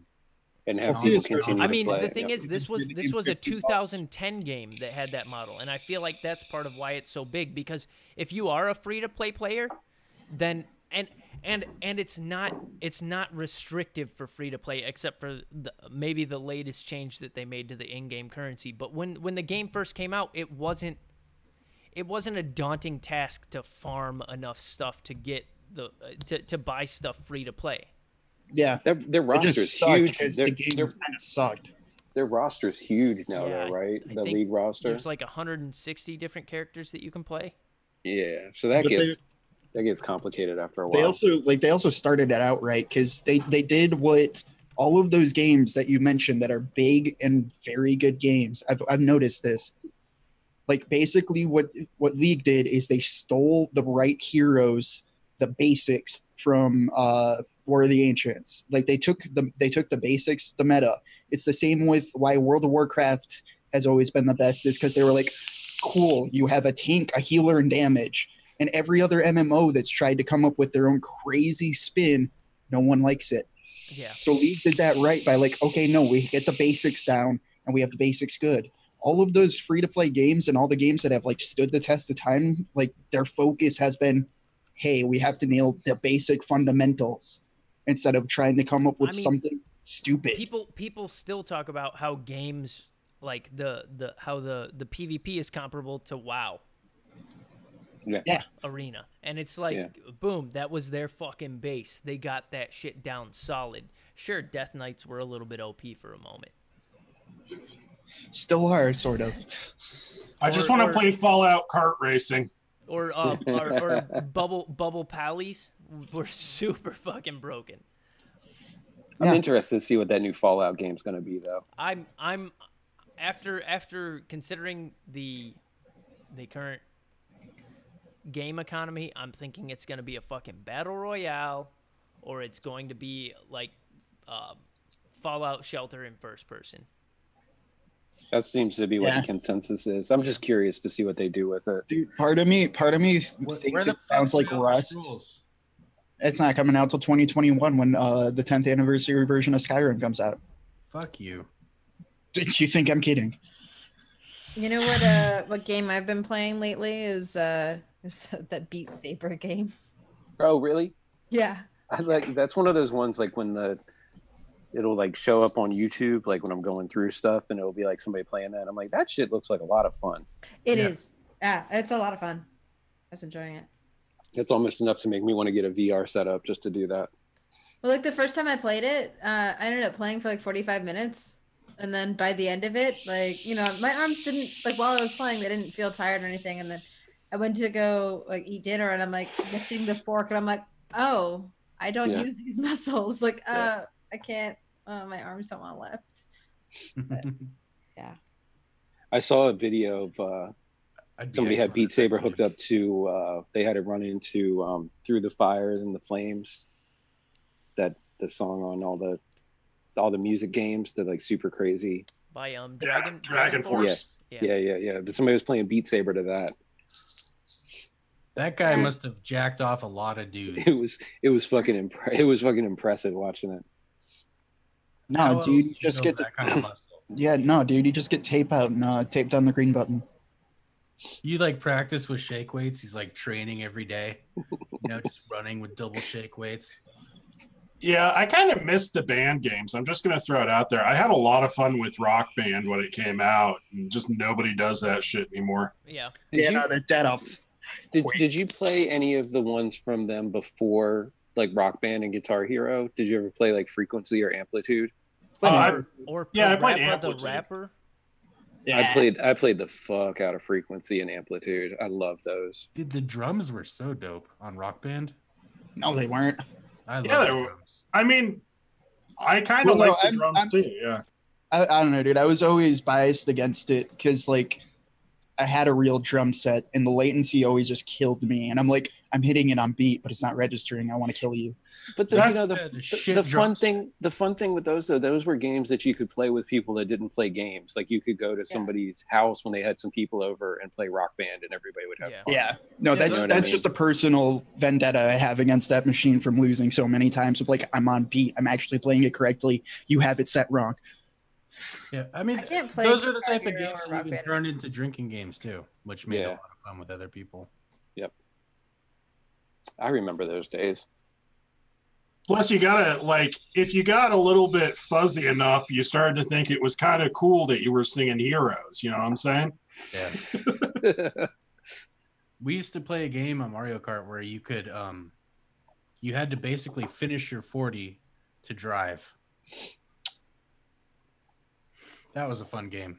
It's like Edward 40 Hands, It's weird. but it's Mario Kart. I like it. It's weird. I play that in real life. You could drive or you could drink, but you couldn't do both. And unless you got the bullet or whatever, the bullet that drags you and auto drives you, then you could chug your 40 while driving. Yeah, and as George Carlin always said, don't drink and drive. Do your drinking before you're driving. It's Like it. wise words from a wise man. What else do we have on the docket? Yeah, I just stand by that. If you want to make a good game, get the fundamentals good. I wanted to talk about the beef between Pusha T and Drake. Oh, here we go. Kanye is the best. Yeah. Well, what's That weird shit is that was Kanye seems to have changed sides. Did he now? Because Yep. didn't Pusha and what's his name? Cripsy? Clips. Clips. And didn't Pusha and Pusha Clips was release... Pusha was a member of the Clips. It was him and his brother. Okay. So the Clips, didn't they release a track that talked about how Kanye and Drake buy lyrics from people? No. Okay then. So Kanye has always been on the one side.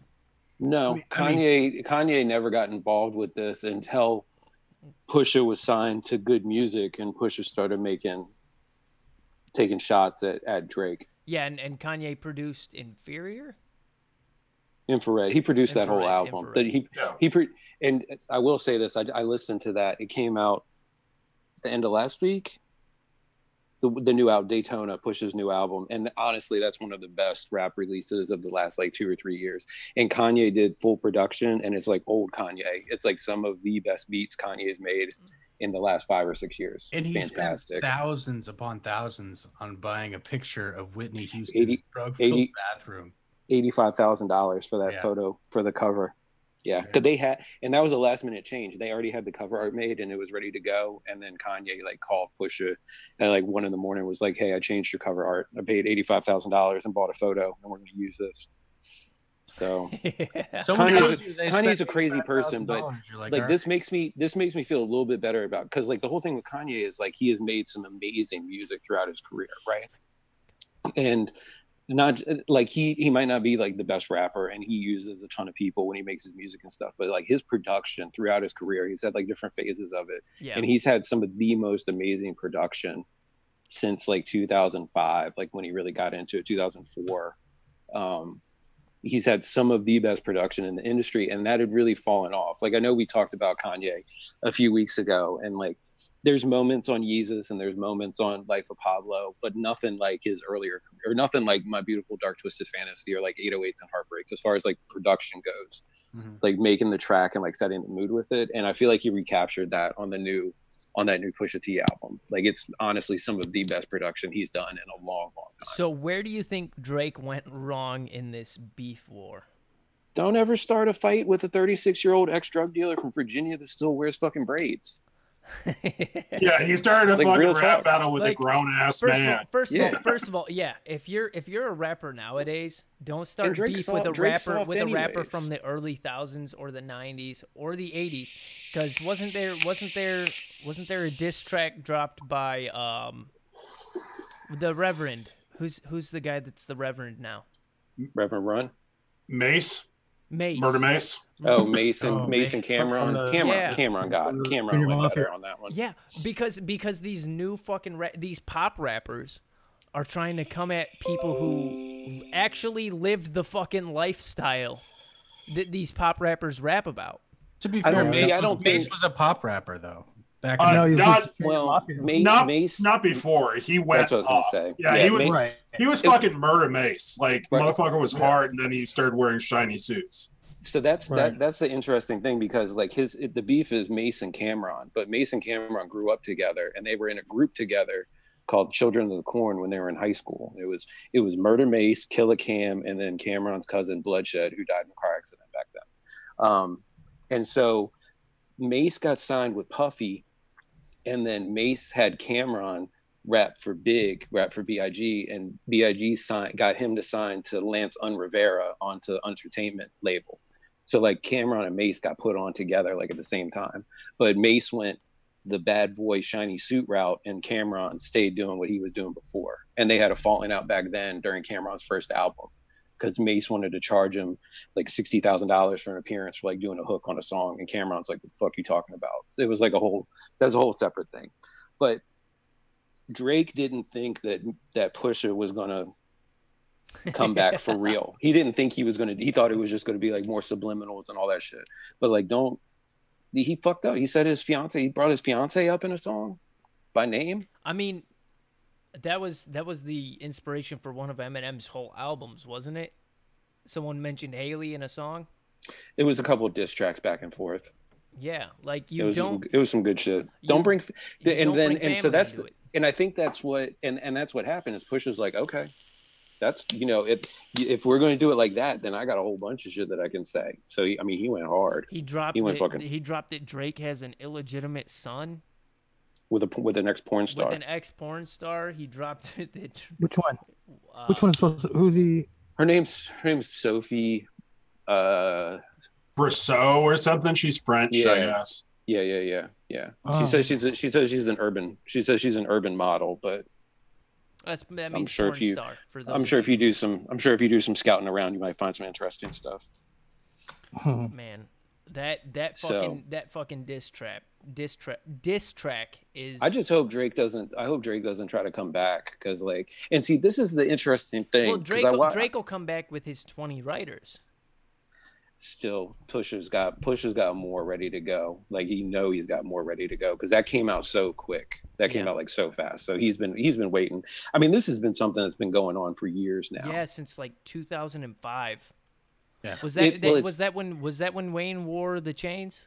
It started with the way this whole thing started was, oh fuck, this is like so inside baseball.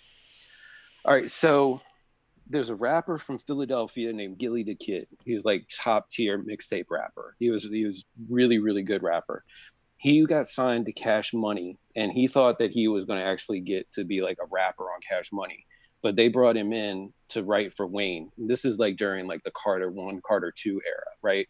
Oh, when Lil Wayne Wayne had writers back then, right? Yeah. And like everybody knew that, because he was only like 16 or whatever at that point. You know what I mean? And he was making some impressive stuff. And if you listen to the songs like on Carter 1, Carter 2, like that era, and you listen to like Gilly the Kid mixtapes from that era, like Wayne's rapping like Gilly, the same way that he rapped then. Same kind of cadences and the same kind of like wordplay and shit. So anyways,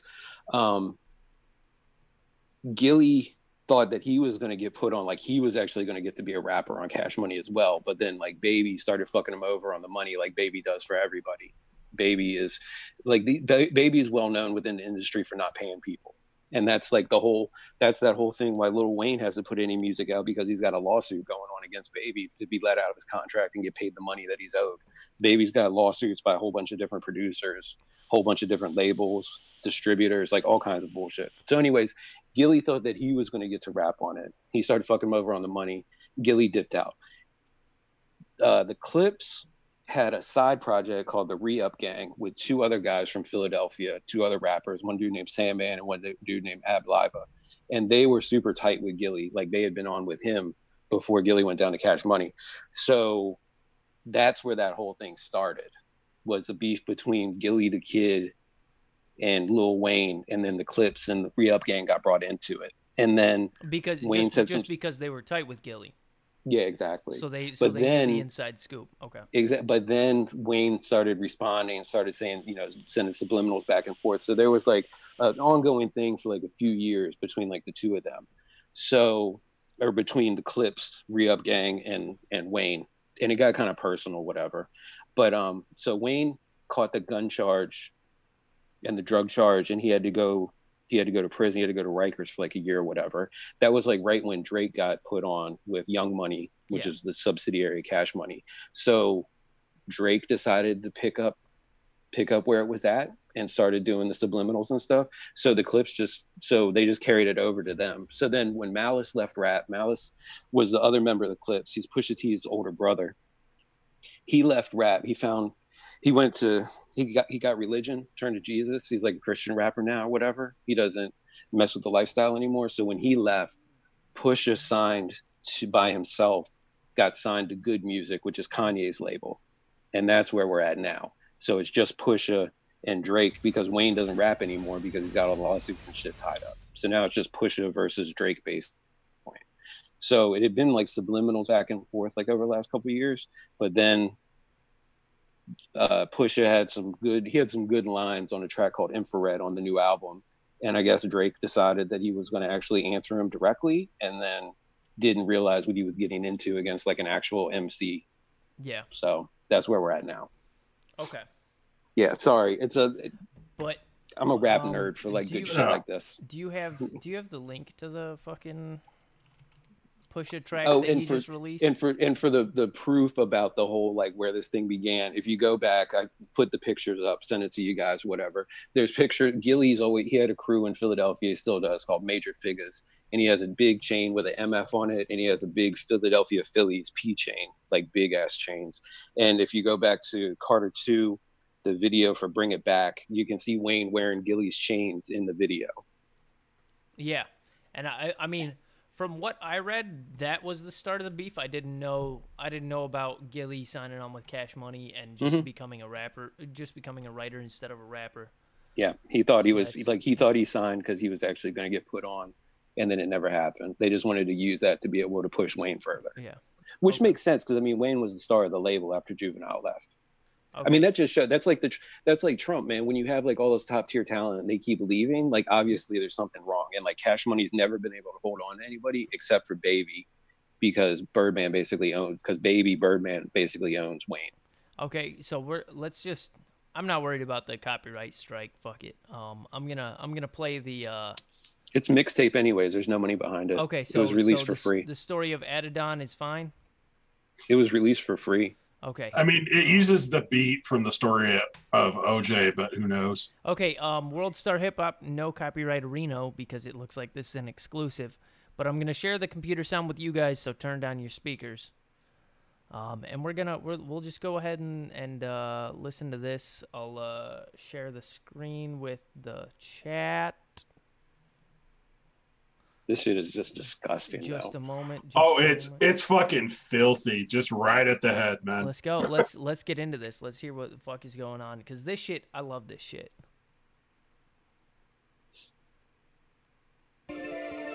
That's real quick. That's a real picture of Drake. Yeah. Drake legitimately did a photo shoot in blackface. Yep. Yeah, I mean, for anybody that was saying this is manufactured beef, as soon as this came out, I was like, this puts all that to rest. There's no way that manufactured beef would have let this picture be the cover art for this single release or what comes afterwards. They went hard on Drake. Let's go. Easy money. It's about to be a surgical summer. Chop the tops off the coupes. The 488. The spider joint. I heard it. There we go. I had to change the screen for you guys. And you know we gotta cut the heads off these snakes, right? Watch the body drop.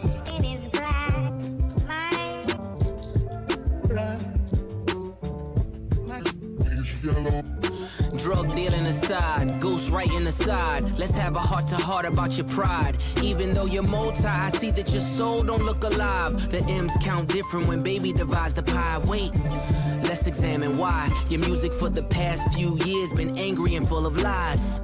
I started at the home front, I'm on one. Dennis Graham, stay off the gram, bitch, I'm on one. You mentioned wedding ring like it's a bad thing. Your father walked away at 5, hell of a dad thing. Marriage is something that Sandy never had, Drake. How you a winner, but she keep coming in last place. Monkey suit Dennis, you parade him. A Steve Harvey suit, nigga made him. Confused, always felt you weren't black enough. Afraid to grow it cause your fro wouldn't nap enough. Since you name drop my fiance, let them know who you chose as your Beyonce. Sophie knows better as your baby mother. Cleaned her up for IG, but the stench is on her. A baby's involved, it's deeper than rap. We talking character, let me keep with the facts. You are hiding a child, let that boy come home. Deadbeat motherfucker playing border patrol. Ooh, Adonis is your son, and he deserves more than an Adidas press run. That's real. Love that baby, respect that girl. Forget she's a porn star, let her be your world. Yeah.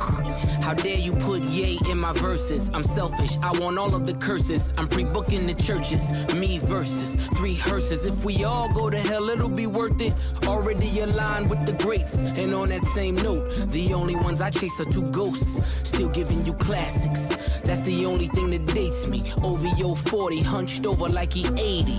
Tick, tick, tick. How much time he got? That man is 666. I got the devil flow, nigga. 666. Surgical summer with it. Snip, snip, snip. And you don't really want it with him. Surgical Summer Volume 1. We gonna take this slow. We just gonna peel it back layer by layer. 40's got MS. You know what I mean? Yeah. Like, That's cold. Daytona. Album of the motherfucking year. And you talking about you upset. Well, I want to see what it's like when you get angry, okay? Yeah, there's a lot. You show me that. But the interesting thing, Joe Budden has a podcast that he does, and he was talking because he loves rap beef and shit. But they were talking about this because he had some diss tracks back and forth with Drake. I think last summer or maybe the summer before, and like Drake never responded to his because he didn't want it with Joey. Because Joey's a fucking lyricist too, and he went in on him, but he didn't go like this. Because Drake is so like, you know, pop rapper, but his fan base is a lot. There's a huge percentage of it is female, at least half, if not more, is female. So and kids. And kids. So like the normal kind of diss, you know, the rap diss kind of stuff doesn't carry as much weight with that demographic, right? But if you can attack Drake's integrity and show that he has like a child that he's not acknowledging, like that's the way that you can actually and fucking target that. Border Patrol. Holy So he acknowledged the baby though. He has okay, so Drake, that was Drake like doesn't. This dude there had been like a rumor going around for a long time, and like they went through and like cleaned up her Instagram only has like 11 posts now, and they're all like very like proper and like you can tell they're like well like staged and everything now. So they like did a full. He says in one of the first bars like you cleaned up her IG. Yeah, so like you can see like they definitely got like his media people. They went and did like a whole thing, and that was like before all of this, you know. So like there had been rumors, but like nothing had ever been like officially acknowledged like in public. And the other thing too is, so apparently Drake was planning on announcing the kid with his because he just signed an Adidas contract. So the line was going to be Adidon because the kid's name's Adonis and he signed with Adidas. So it was going to be Adidon. So Pusha also just wrecked his debut of his new Adidas line that's going to be coming out. And that's the line where he's like 3 hearses.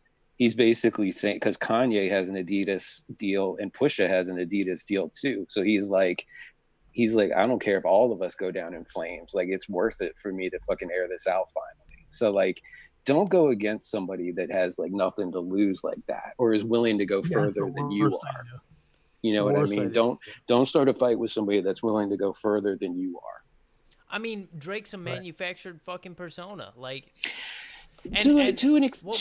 currently he is, but if you go back and listen to like, and the thing is like Drake has made some good music. Like, I'm not a Drake hater, but I don't care for a lot of his newer stuff. But if you go back and listen to like Comeback Season or Thank Me Later, like his like the mixtapes before he got signed, or even like his first 2 albums, like he has like some genuine talent, and he brought something different with what he was doing, but he's more from that into what he is now, which is like it feels like everything he does is by committee, You know what I mean? Like they got all the test groups going out. I missed that shit actually. Like So Far Gone is like So Far Gone is amazing. The songs that got deleted off of that, like the one with Mike Lee, bit. But what the beat that this was laid on? So Far like Gone was jammy. a fantastic street album. Wasn't this placed on like a Uncle Tom beat? The Story of OJ off of Jay-Z's last album. Okay, so it's on the beat of Story of AJ, which was based on like a 1940s. That's a Billie Holiday. No, that's it's either Billie Holiday or Nina Simone that's doing the hook on that. But yeah, basically it's about being black. It was a blackface. It was like a blackface song that a dude sang. Are you thinking about the original video from Jay-Z? Because the original video from Jay-Z for that song is awesome. Yeah. Hold on. That was the best. That was the best track on that. And I used to be like, I still fully acknowledge like Jay-Z gets his face on Rap Mount Rushmore. But once again, I don't care for most of his later career output. Like anything post the Black Album, except for American Gangster, just hasn't really done it for me. But the Story of OJ in the video, like that was the best thing off of that last project that he did. Would make an album. Jay-Z's one of those rappers where I acknowledge that he's really good at what he does. I just don't care for that much personally. Oh, Jay-Z? I'm not a fan of his rap. He's a great producer. Yeah, I'm not a fan of his rap. You're crazy. What? Jay-Z's not a producer. He used No Idea a whole bunch. And Kanye. Yeah, Jay-Z. Yeah. I don't like the way that he does a line and then like there's that inhale. Like his flow isn't. Yeah, that's. You don't have to. It's like I said. If you like Reasonable Doubt, Volume 1, Volume 2, Volume 3 is okay. Black Album, Blueprint 1 and 2, Blueprint 1, Blueprint 2 is so. But like he has a lot of genuine classics. Like he has a lot of genuine like fantastic done stuff. But I don't care for most of his later career output. It just doesn't. I grew up listening. Sing Mammy, because. On Infrared, Push said, "So I don't tap dance for the crackers and sing Mammy." Well, that's what I was thinking. Yeah. Well, that's for that blackface photo because he already had that photo. Well, that blackface photo and just Drake's entire persona, like. And the funny thing is, like Drake, all he's doing is pandering. Like he'll switch it up though, because he has some stuff where he's not, but then like the stuff that gets released, it feels like the main stuff that gets the push to the general public feels like it is. So I do feel like Drake is a manufactured product at this point, but he wasn't and that's the reason he was able to get signed, because he was doing something different. Like Shindo said, So Far Gone was one of the best like street album / mixtapes that I ever came out. It was so well done, and he was making quality music on it. So I'm still pissed that they didn't include Little Bit in the actual album version, because that was like the best song on there. Yeah, with the Likey Lee, where he went over that. Yeah, I mean, it was just he was making some really good, and he was doing interesting stuff. And he's and he's like a good 70 to 80% responsible for like the current like emo rap trend that there is, because he was like putting a lot of emotion. He was putting a whole lot of the feeling and stuff into it when nobody was doing that. The whole blackface line, the blackface picture right here ties into the Infrared album a lot because of that line from Infrared. And Charlemagne, I guess, tweeted it best when he said, so I don't know what y'all thinking, but to me, Drake and blackface makes the line from Infrared, so I don't tap dance for the crackers and sing Mammy, the hardest bar of this lyrical warfare so far. Yeah. And that just shows that like you said, Push has been sitting on this for a while. So like I wonder, going back to like, I don't think this is manufactured beef, but I wonder if Pusha was actually setting a trap when he dropped Infrared. Like he was hoping to get a response just so he could come with this behind it. Like if Drake hadn't responded, would he have just let it go and not done anything with it? I don't know. So I don't think it was manufactured in the fact that like Drake's in on it or anything like that. Absolutely. There's no way that his people would let anything like this happen, because this is the first time Drake's actually been tarnished in one of these sorts of, back and forth type of deals. But I do wonder if this was pre-planned on Pusha's part, and he was like setting a trap, hoping Drake would step into it and let him keep going. Yeah, that's what another person on this Reddit thread said. They said that he baited him hard as fuck with infrared. Yeah, and Drake had no idea what he was walking into. He had no Although he should have. idea, man. If he actually had ever listened to the clips or Pusha by himself, like he should have known that Pusha, I feel, is like one of the. I feel like he's always been a top tier MC that hasn't got the attention because he doesn't make like radio friendly music, so people don't give him as much attention. He also is a really good fit with Kanye because he raps in a very Kanye West way where he speaks with so much emphasis. Yeah. Like, and I don't know about you guys, but like you heard the 2015 album, right? Like that's one song with Kanye West and A$AP Rocky. I think it's like MPA. Mm-hmm. Like that's one of the best beats I've ever heard on a rap album. You listen to Daytona. You got Spotify. Yeah, I'm planning to after this. Yeah, I do. Yeah, dude. And like that was Daytona's tight. And I mean, all I can hear right now is Kanye saying emphasis. The only thing that disappointed me with Daytona is that it's only like 24 minutes long. It's 7 tracks, but because of that, there's not a single skip on there. Every time I've listened to it, I'd let it go the whole way through and not jump around from song to song. Santeria, I think it's song number like 5 or 6. That shit is that might be Kanye's best beat in the last 10 years. I love Kanye as a producer, man. So good. Yeah, I'm still in the Beautiful Twisted Dark Fantasy fan club. Yo, dude, it's a church, dude. It's a 9.5 out of 10. That's nearly a perfect album. Yeah, Jerry, it's literally still the only. Okay, I will, because dude, that album, like, I hate Pitchfork, but I think it's funny. That's literally the only album that's ever gotten a 10 on Pitchfork. So who goes on Rap Mount Rushmore for you guys? 4 people. Kanye and pick 3 members from Wu-Tang. That's such like a white boy answer. Yeah. Like I don't really not very deep in it, to be honest. I listen to like Midwest emo twinkle shit that's like dumb as hell, and I love it. Speaking of music, Q-Tip, Run, Jay-Z, and Biggie. Speaking of music, I'll put Ghostface up there. I don't know. Not that I think Ghostface is the best rapper, but like, I love Ghostface. Ghostface raps like Hunter S. If Hunter S. Thompson was a rapper, he'd sound like Ghostface. Yeah. The stream of consciousness with the craziest metaphors. You don't have Eminem in there? Biggie. No. It's Biggie, Crazy. Nas, Jay, and Tupac. And I'm not a fan of I don't like Tupac's music. I mean, there's a couple tracks and I'm like, these are really good. But I fully acknowledge his importance within the landscape and like what he brought to the culture. What are we doing? Right. That's fair. That's very Rap Mount Rushmore. But it's very well. I mean, that's 4 people. Yeah, 4 people. Like, I mean, that sums up how I feel about Jay. So yeah, like, I respect him, but like his music's not for me. It just exactly. Like I don't really fuck with a lot of West Coast stuff, but like Tupac, the amount of like passion and what he brought to the call, and the stuff that he did outside of rap too, just as a hip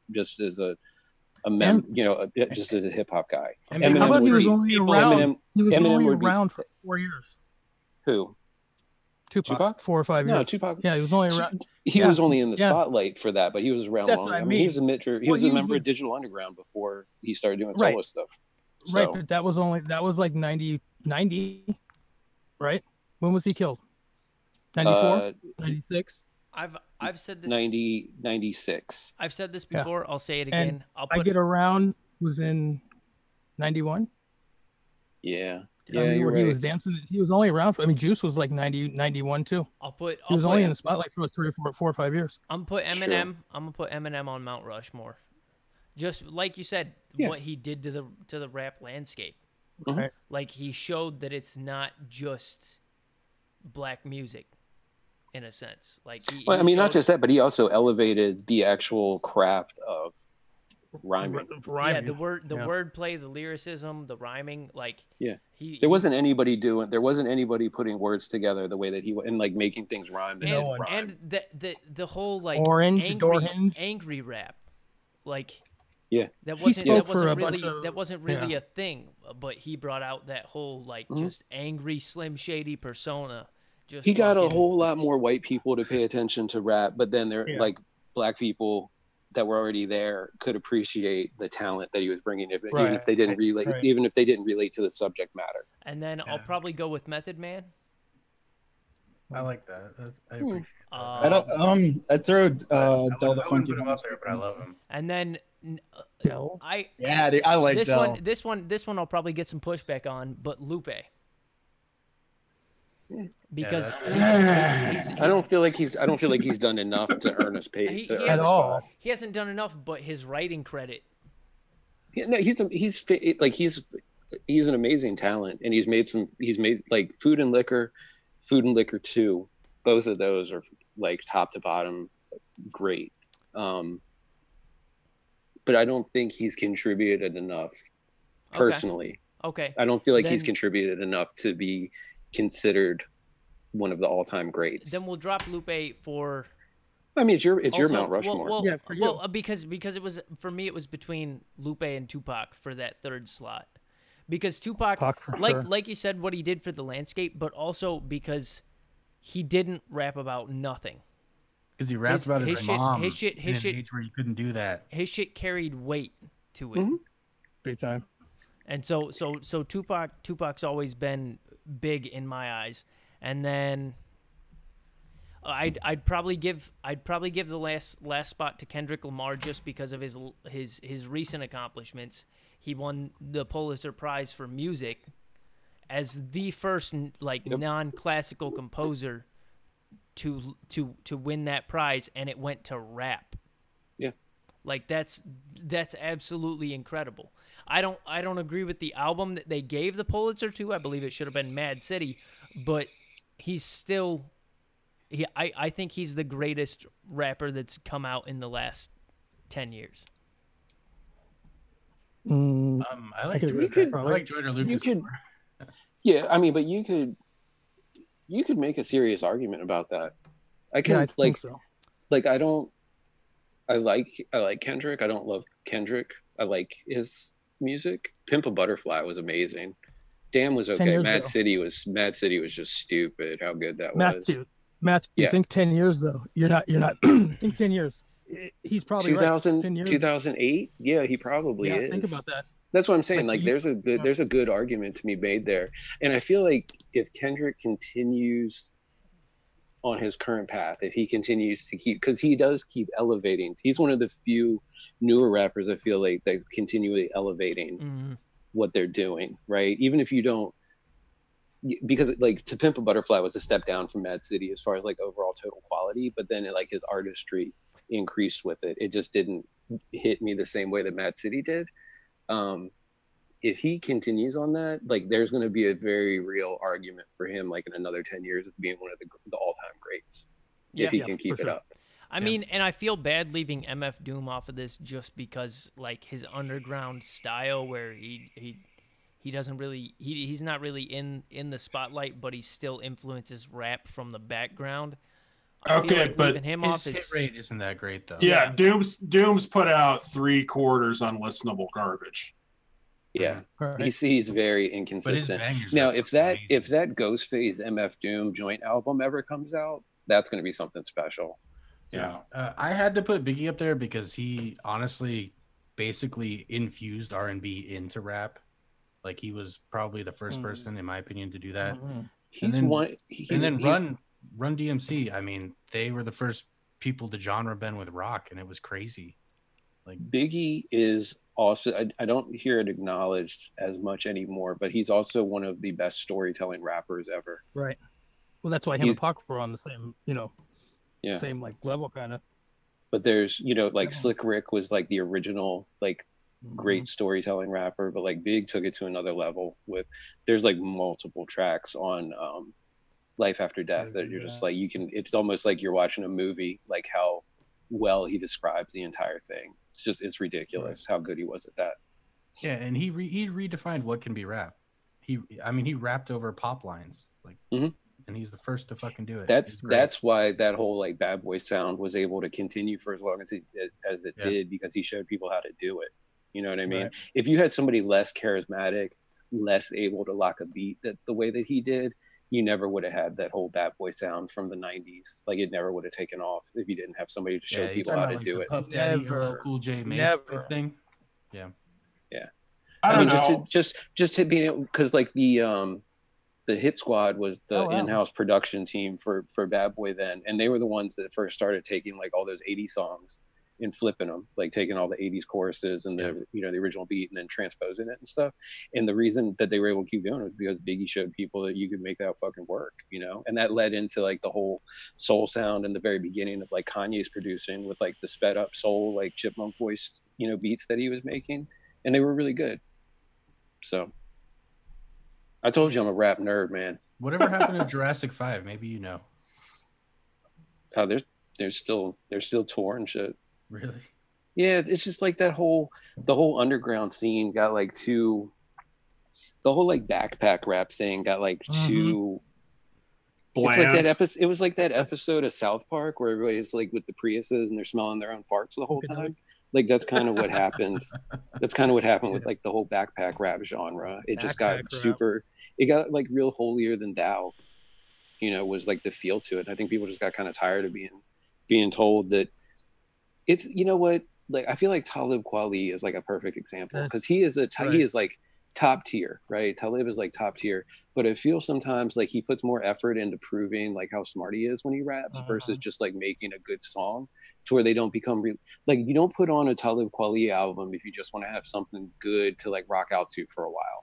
You know what I mean? It feels like you're being lectured the whole time. To me, he does the same thing J. Cole does. Like KRS-One. That new J. Cole album was really good though, but it's on that same kind of it's the KRS-One. Yeah, I could see that. Yeah. And like there was a long time where KRS was like a top tier, but like but it's like you said, like you're being preached to. Yeah. It's like I don't want to sit in a lecture. I don't want to sit down and listen to a lecture every time I want to listen to some music. Sometimes I just want to hear people fucking rap. He knows more than you. Is that new Tool album coming out this year still? Does anybody? Yeah, I think so. It's fucking Tool. Yeah. So who knows what they're gonna do? But that's what I need. It's been so. I feel like Tool and Sade are like on the same like release cycle, man. 7 years or whatever in between. I'm just excited Def Heaven's putting out a new album. I've been digging on that preview stuff for that so far. Oh, I had no idea. Yeah. Wait, nobody has E40? No E40?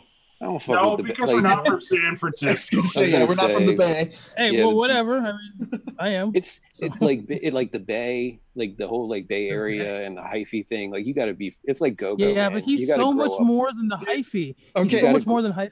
That was like one album. I'm just saying, when MC Lars has a song that makes fun of that, that's when you know it's about the hyphy.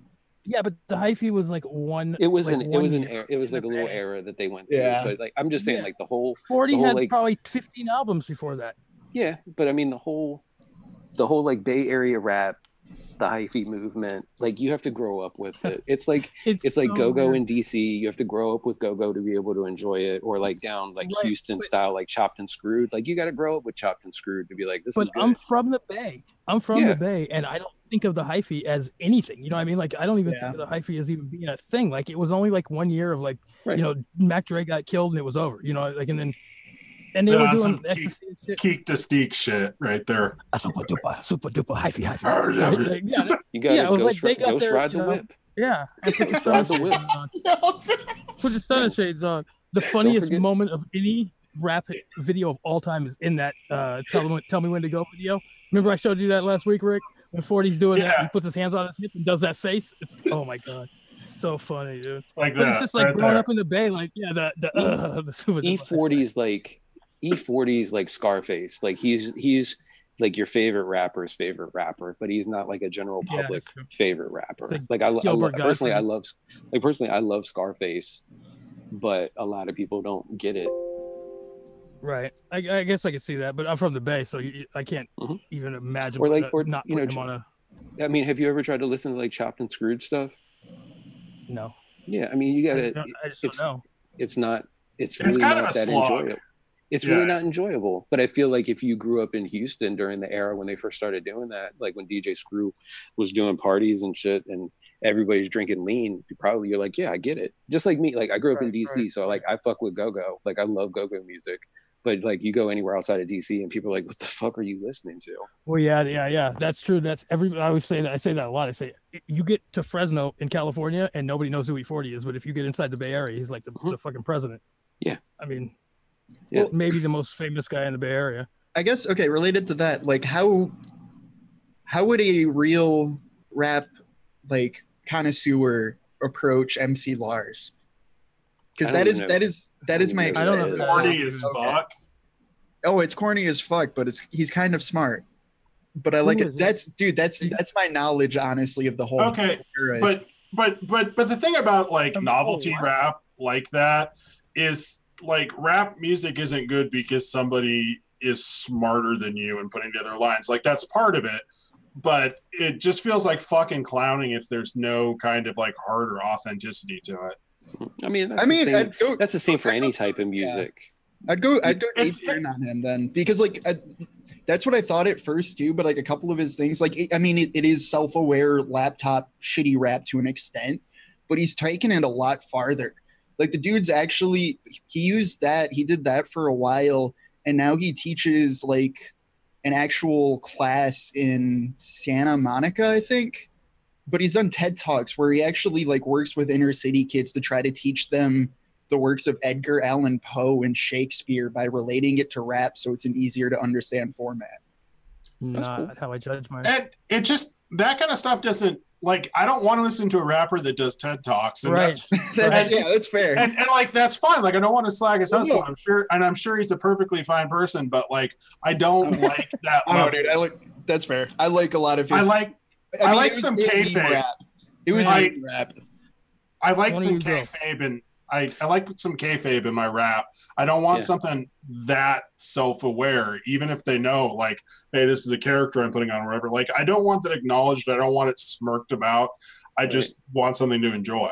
That was why I was able to continue listening to Rick Ross once the whole like corrections officer deal came out, because he portrays that role very well, you know. So I'm like, okay, I'm just going to, I mean, the whole thing is like 95% of rappers don't actually have anything to do 99. With the lifestyle that they portray. You know, there's some what it is? There's some that do or did, you know what I mean? And like they're surrounded by it. They're not it.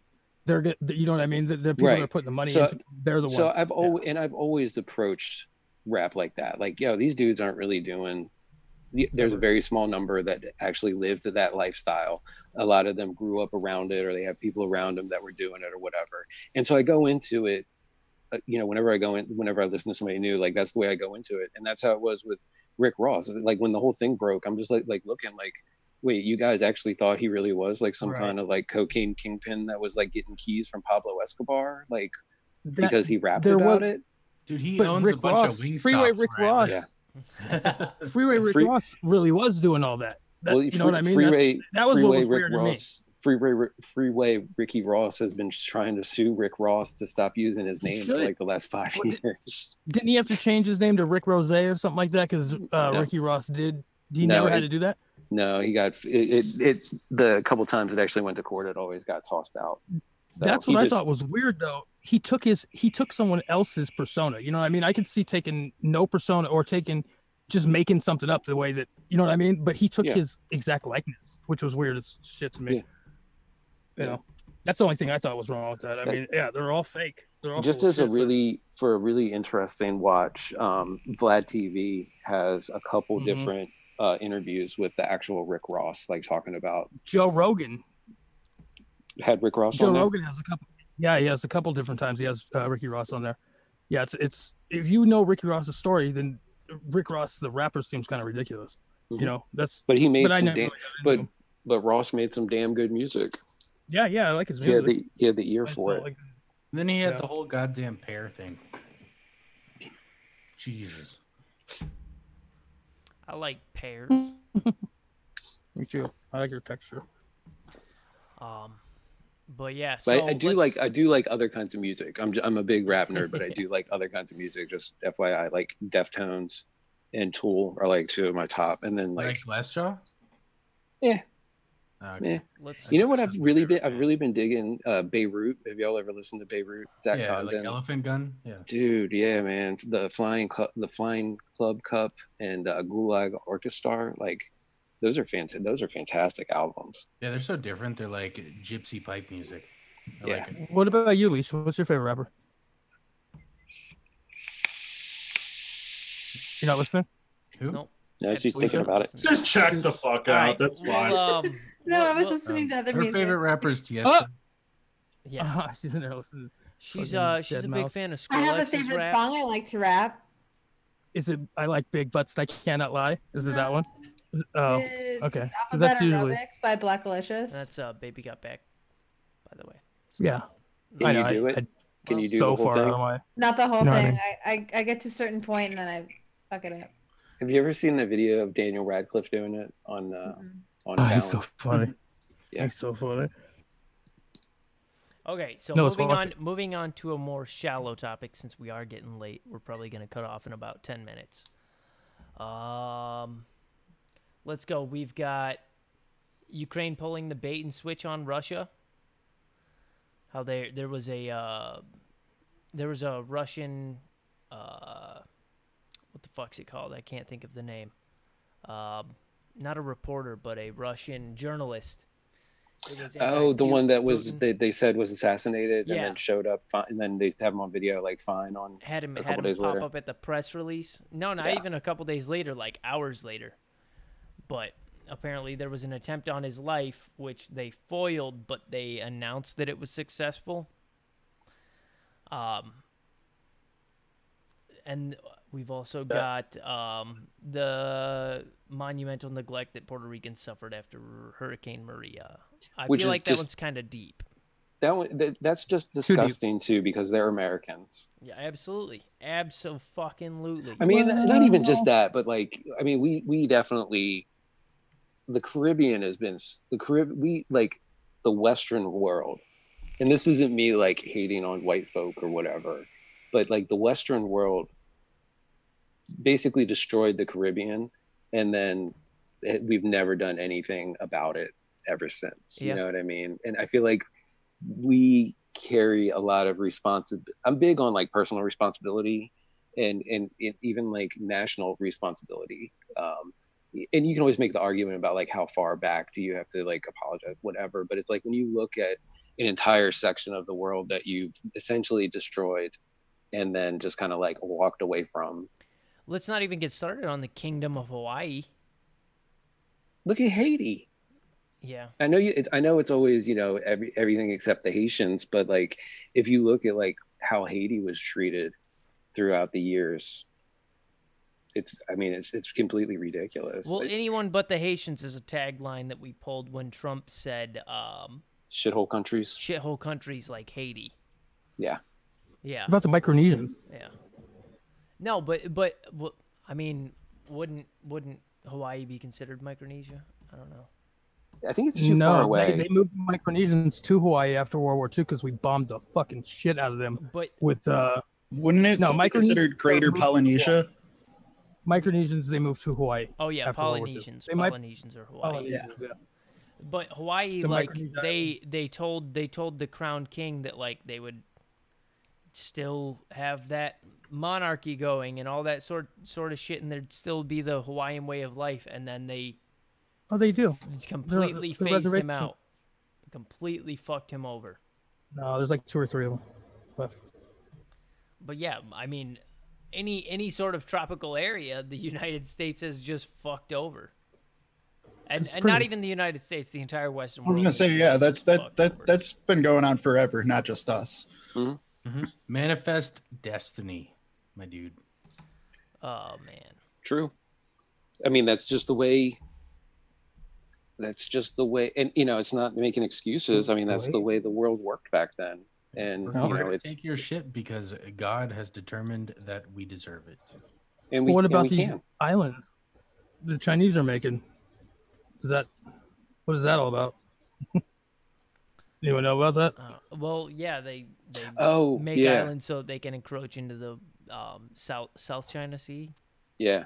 Well, they want to own the entire South China Sea, and they're putting the what's the name? The Mariana, is that what it is? The Mariana French chain of islands. I don't know. There's a bunch of islands out there that they're claiming and they're building on, making complete like naval bases. Yeah, so that they can stretch out 200. Yeah, and then there's the thing about like, is that actually even theirs to be able to do that with or whatever? I mean, China thinks in such long-term periods of time. Like they're thinking, China has always thought generationally and like multi-generationally versus the rest of the world, which doesn't put these long-term plans into progress. No, dude, it's all about the 5-year plan. Yeah.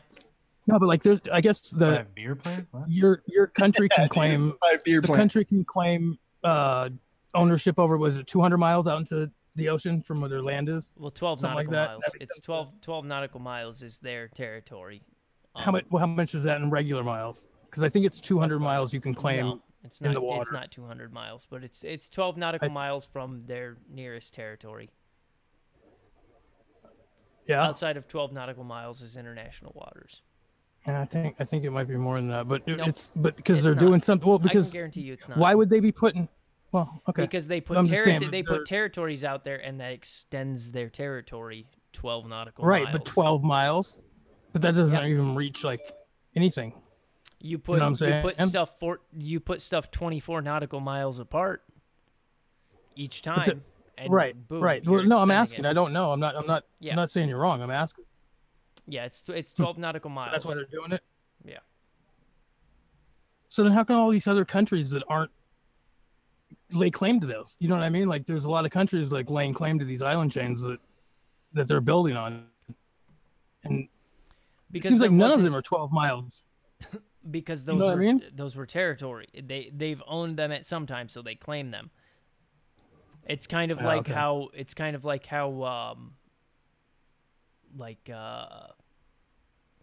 Puerto Rico is an American territory, but it's not 12 nautical miles off of America, but it's a territory that we've claimed and that we've in the past developed. Are we explaining how islands work to Graham? Yes. or just regular imperialism.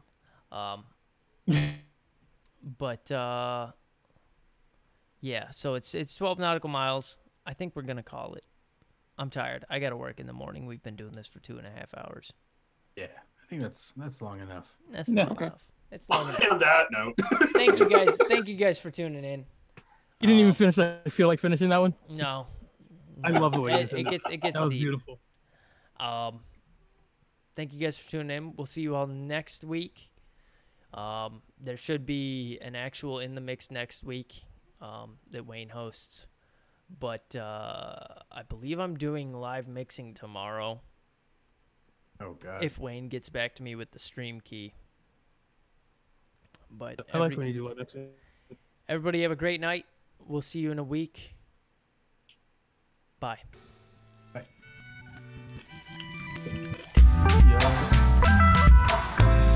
How many of the live mixing recipes are going to involve Pirano carrot? All of them. All of them. We're off, right? You gotta do. No, we're doing. We're doing the outro song. But we can talk privately now. Right? No. Sorry. You should definitely start rapping. Also, shout out to Deftones, man. I love the Deftones. Just throwing that out there. Yeah. Them and Jawbreaker. I like Jawbreaker, Deftones, Glassjaw. It's crazy how consistent the Deftones have been.